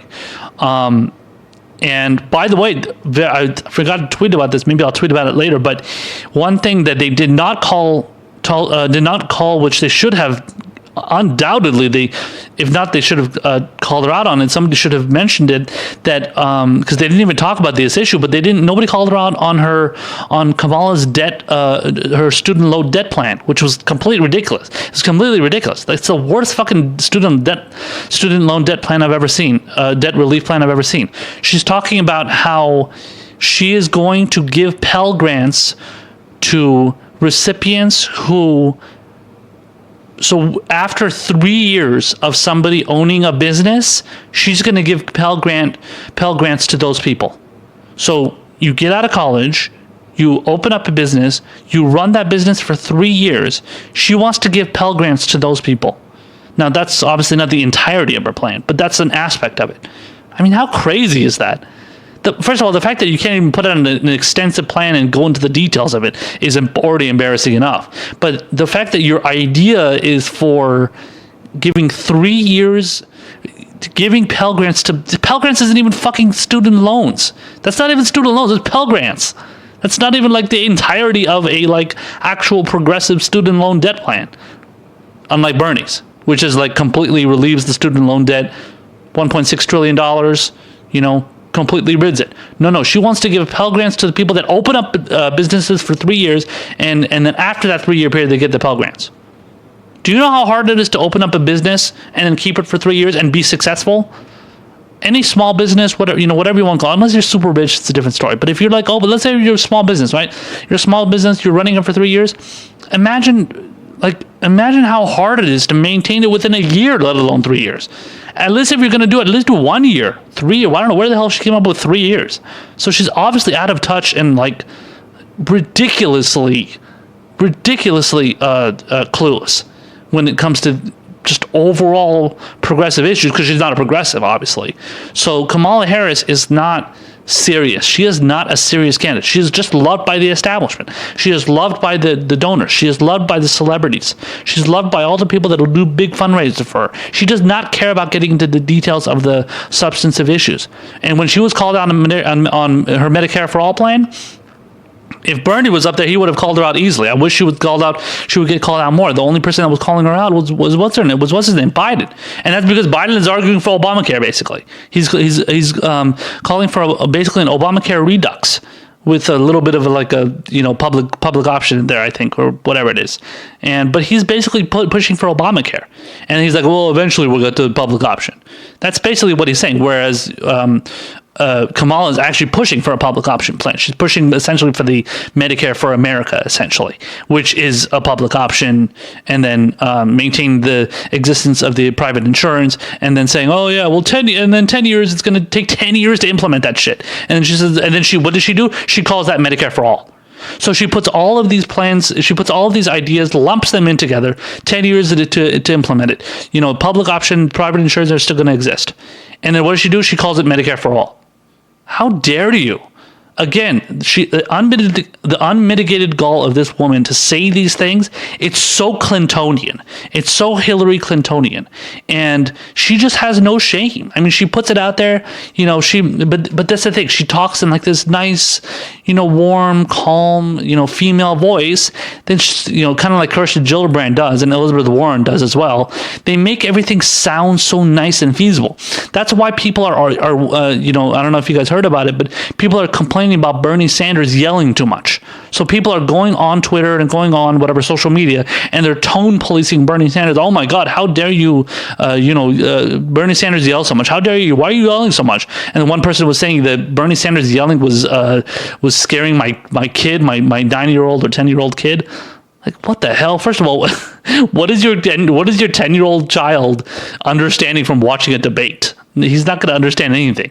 So the fact that you're worried about him yelling is crazy. This guy is a former DOJ official for Obama, not surprising. So he's obviously basically within the confines of the establishment. So he's going to despise Bernie Sanders. So that's not surprising at all. But it's just it's so sad the way the criticisms that these people make. And they grift off of Bernie Sanders' plans, and then they pretend as if they're the more progressive one, and their plans are going to work better. Joe Biden, as usual. I mean, the absurdity of this guy is just, I'm not even surprised by it anymore. He's going out there and he's saying like, oh, I'm not going to support TPP in the current form. So he supports TPP, but he's just going to make a tiny little tweak so that the big corporations can have the right to sue other countries if if they feel like their rights are violated to being able to screw over regular people. That was one of the things that was inside the Trans-Pacific Partnership. And that's why Bernie Sanders came out against it, and then everybody else that was in favor of it, like Hillary and all these, well, back then it was in 2016, obviously, because it was Obama's policy. But after Bernie Sanders came out in favor, against it, and in favor of getting rid of it, which Donald Trump did, even though Donald Trump is in favor of essentially NAFTA 2.0. But Bernie Sanders, when he came out against it, Hillary was forced to come out against it as well. So after he pushed back against it, she had to do it as well. But it took her a minute too in 2016. She didn't do it right away. She had to kind of like explain, kind of like sidestep it a little bit, and then eventually she came out against it. And so it's clear that I obviously, clearly, unsurprisingly, the two people that were given the most time to speak during this debate was Kamala Harris and Joe Biden. They were focused on extensively by CNN.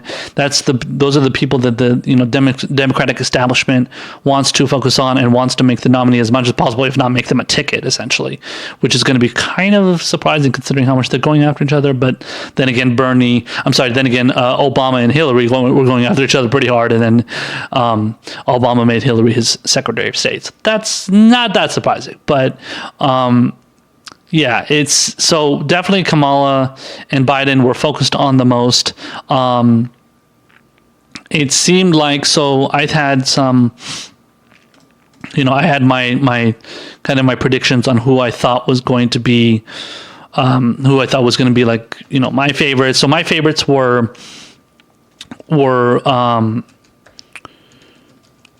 obviously Tulsi Gabbard. Who else was it? Bill de Blasio, Tulsi Gabbard, and who was the other person? Jay Inslee, yeah. And then I had a couple sleepers, and then I just want to read this real quick so I can go down the list for you guys. Let me see here. So here it is. So my favorites, again, just like I said before, was Tulsi Gabbard, Bill de Blasio, Jay Inslee. The establishment favorites were Joe Biden and Kamala Harris.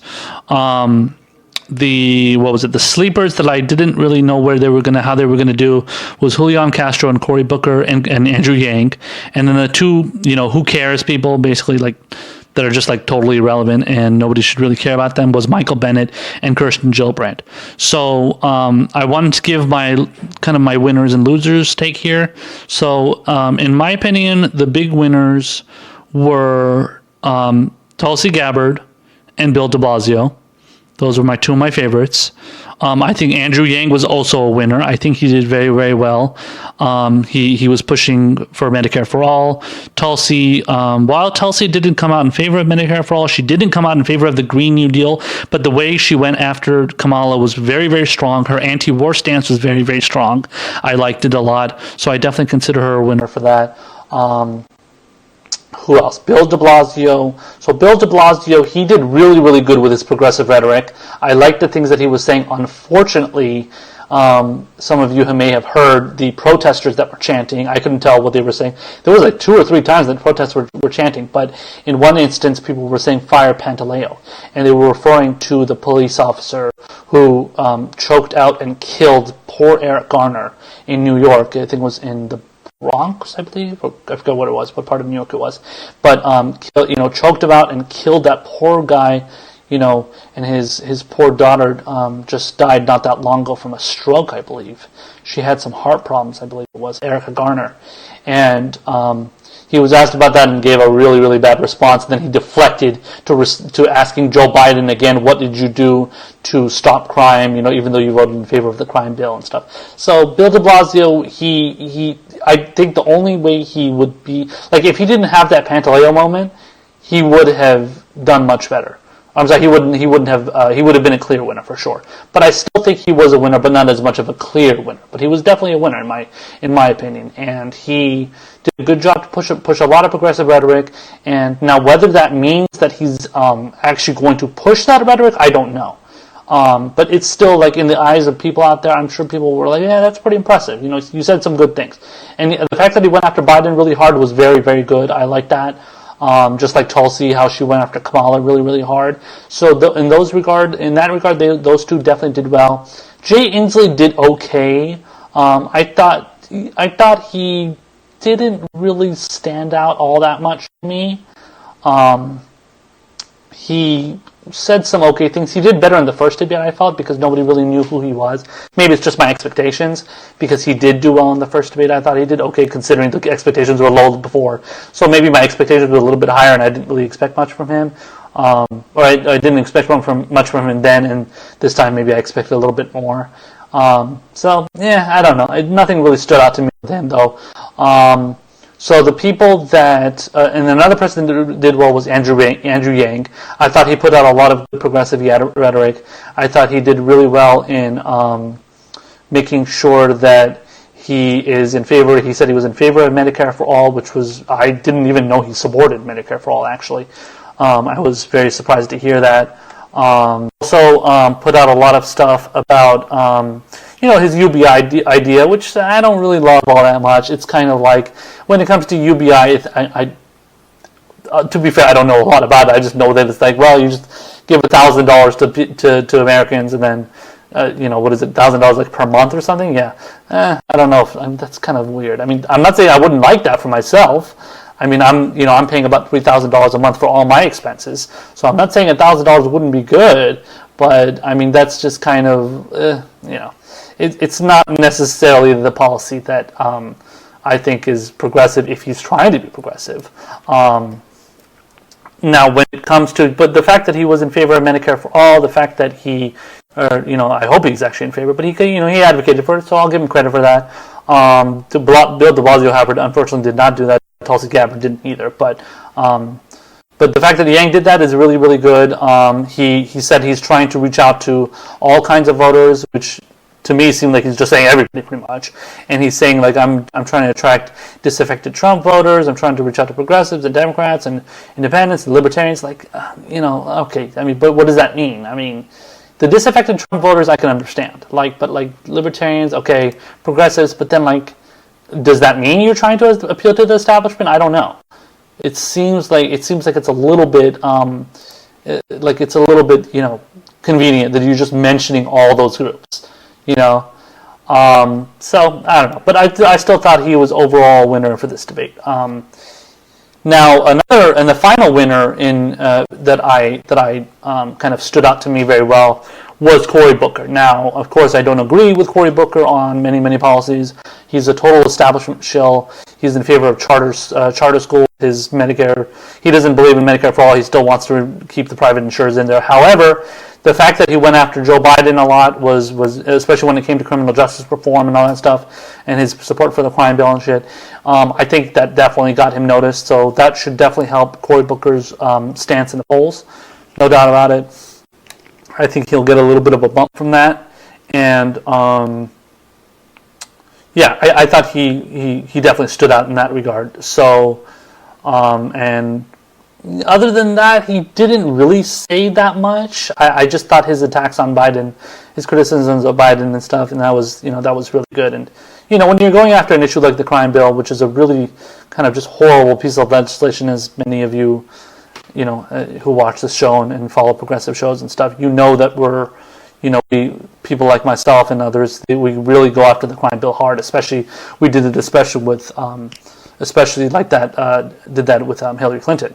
So, Biden deserves the same kind of equal criticism, because he, if I remember correctly, they actually may have named the bill after Joe Biden or something like that, right? No. Maybe that was a John McCain bill. I don't know. One of the politicians, they named the bill after them. But Joe Biden was one of the champions for it, though, for sure. And he was somebody that says, "Oh, we got to hit you got to worry about predators." In other words, referring to like super predators like Hillary did. You got to worry about predators, bashing your wife and your kids over the head with a lead pipe, and got to worry about people like robbing you and raping you. So, I don't know, just a bunch of fucking fear mongering. This is speeches that he made back in the day, back in the 90s and stuff, arguing in favor of the crime bill, and now he pretends like he's like this total like reformist on crime and shit. Come on, man, get the fuck out of here. So my four winners: Tulsi Gabbard, Bill de Blasio, Andrew Yang, and Cory Booker. Jay Inslee, Jay Inslee, I think, was one of the. So going back to Jay Inslee, he didn't advocate a lot for climate change. Obviously the issue that he seems to be most closely related, most closely focused on, for sure. That was something that he made him stand out a lot more in the first debate, but not so much here. And I don't want to repeat myself any longer, but yeah, I don't think Jay Inslee was a winner. I think he was a little bit more in the middle.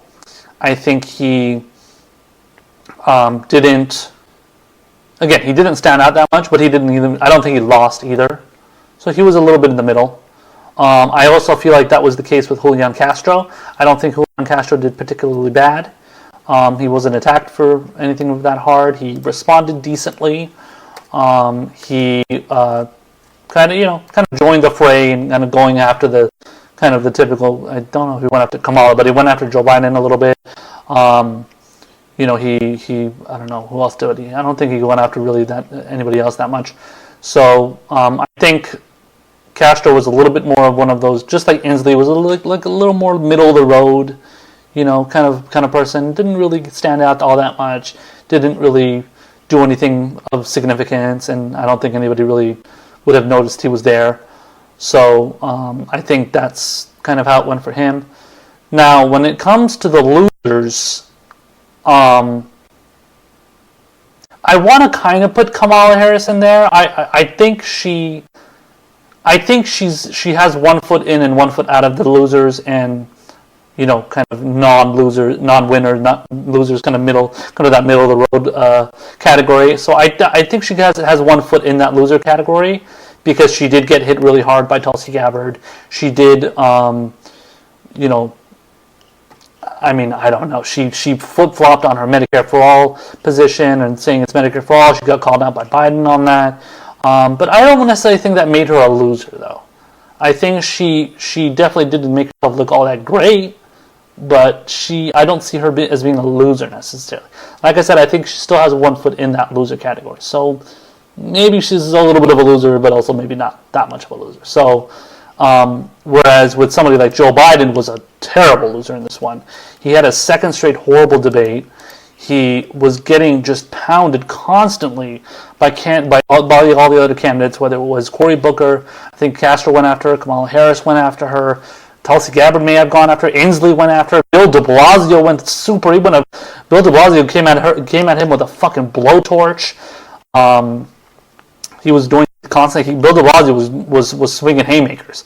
He was trying to make sure that he was getting noticed and was going after Biden super hard. And he wanted to make sure that people noticed that he was there. And that was a very, very smart strategy by de Blasio. So Biden was just getting dumped on constantly. So that's something that's going to stand out to a lot of people, I believe. And that's, I mean, I don't see Biden dropping out, but he's not going to get anywhere in the polls. He is going lower and lower in the polls here. And all the people that are like, the MSNBC text, MSNBC when, Biden first declared his run, but, MSNBC was fawning over this fucking guy, talking about how he's so wonderful and how he's so this and that. I covered it on my podcast, the first few podcasts I did, and they were just, it was so pathetic fawning over him. And they were just like falling over themselves, trying to pretend as if he's the wonderful guy. Oh my God, he's so great. He's such a wonderful Democrat. And it's like, but why? Like, you couldn't even mention why. Basically, they were just saying that he's Obama's VP and he's, been around for a long time and he's loved by the black community, and that's it. That's all they could come up with. Now, that might be the case right now, but we're in the end of July, going into August, and we're talking about how Joe Biden is going to be fucking, is going to be able to last until January when the first caucuses, the Iowa caucus comes, and then New Hampshire and stuff. New Hampshire is a state that he's up big against Bernie Sanders. But I have a prediction that lead in New Hampshire against Bernie Sanders, especially with all these debates that are happening, that lead that Biden has, even though he's in Delaware, Bernie's in Vermont, they're in very coastal cities, which is right near New Hampshire. That doesn't mean that he's going to be able to maintain that lead from now until, I don't know when New Hampshire is. I think it's end of January, or sometime February, January, whatever it is. So, but either way, it's the beginning of the year. That's that's 4 months from now.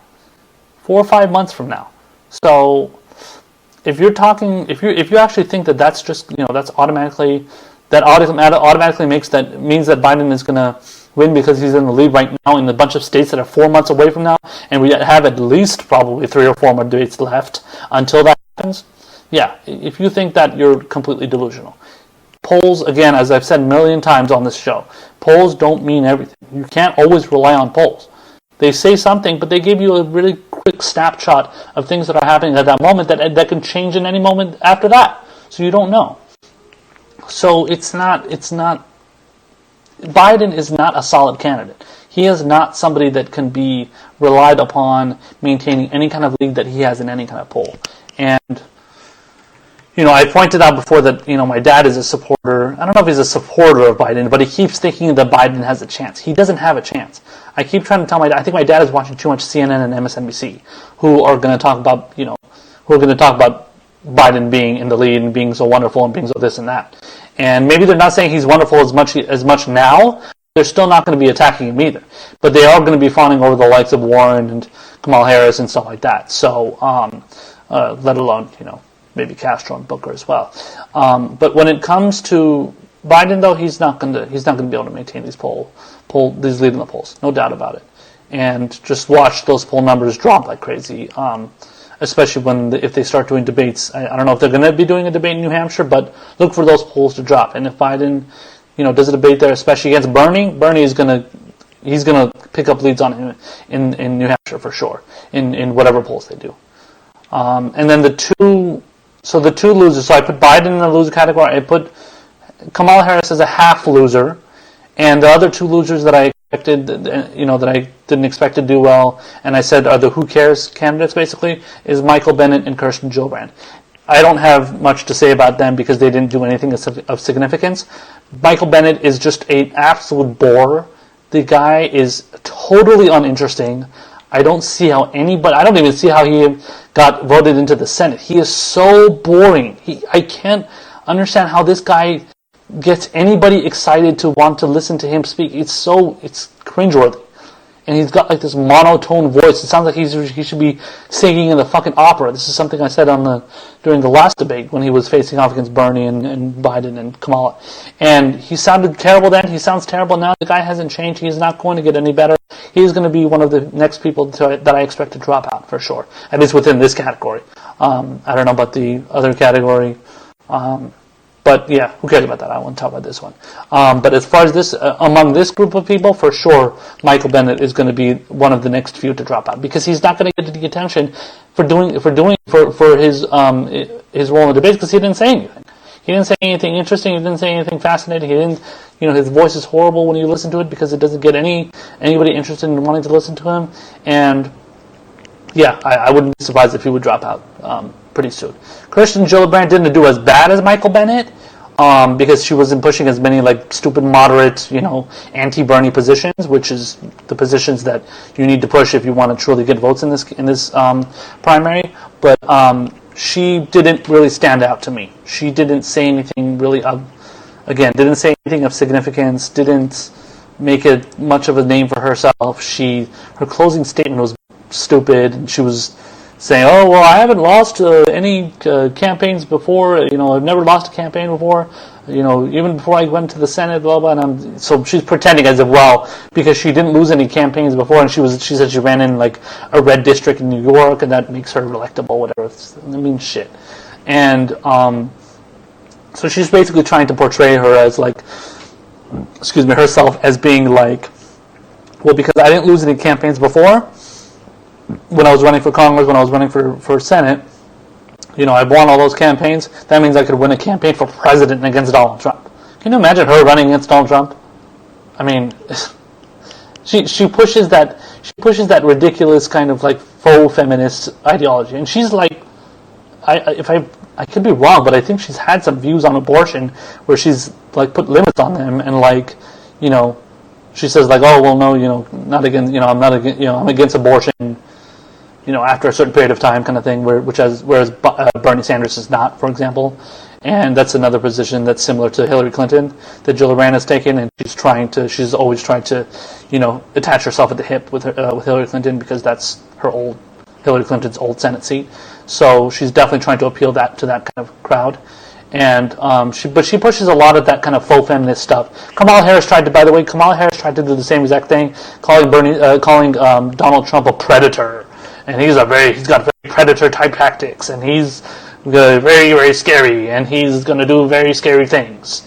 Like, okay, but so what do you? I mean, if you want to say that in regards to how he treats, like, if he's a predator in regard to like him being like a criminal, and the fact that he's like, he's like a, obviously he's done like some fucked up things, and he's screwed over a lot of like regular people and stuff with his time as, being the pre-president Donald Trump essentially, and let alone still doing it now as president. If you want to say that, I understand the whole predator, talking points. But when he's not talking about it like that, she's not talking about it like that. She's talking about it in the sense of like, women need to be very, very scared of Donald Trump. He's a predator. He's a predator. He's a predator. Oh my God, he's a predator.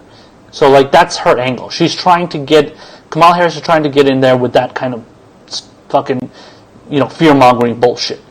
She's trying to portray Donald Trump as that predator type. So she could get that kind of full feminist crowd out there, get them all excited, get them all revved up and get, angry about Donald Trump. Kirsten Gillibrand, while she didn't say that, she didn't use that kind of rhetoric when referring to Trump and stuff, but she's in that kind of camp. She's in that same camp of people that like women who want to scare other women about Donald Trump. And that's pretty much really what it's all about with her.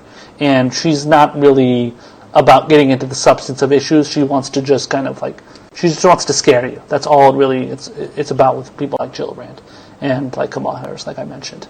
Elizabeth Warren isn't so much in that kind of, she's not so much on that bandwagon, but I can see her saying those kind of things too.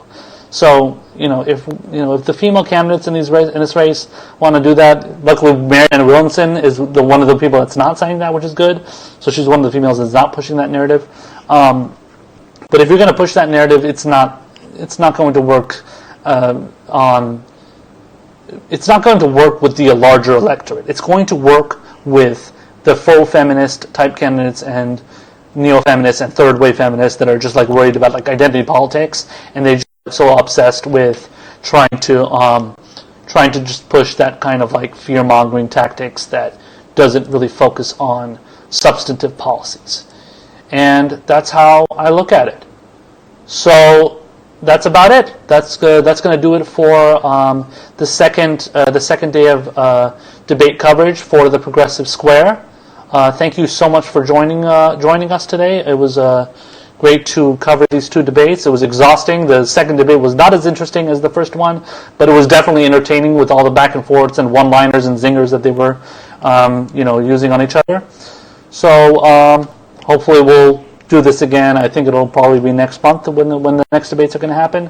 So I'm looking forward to that. So, but before we get going here, once again, don't forget to check out my Patreon page at patreon.com/ProgBlacksmith. If you can become a patron and give me a generous contribution, it would be greatly appreciated. Also, remember, if you want more information about this podcast, check out the hashtag the Prog Square on Twitter. That will direct you to all of my live broadcasts, including this one and last night's show, on Periscope, as well as every segment I post on YouTube. So that's going to do it for us. Thank you so much for watching the podcast today, this special 2-night debate coverage. And we are going to be back this coming weekend for the regular show, the regular podcast, and I'm sure we're going to have a lot of interesting things to talk about from these debates as well as other issues that are happening. Thank you so much, and we will see you this coming weekend. Take care, guys. Bye.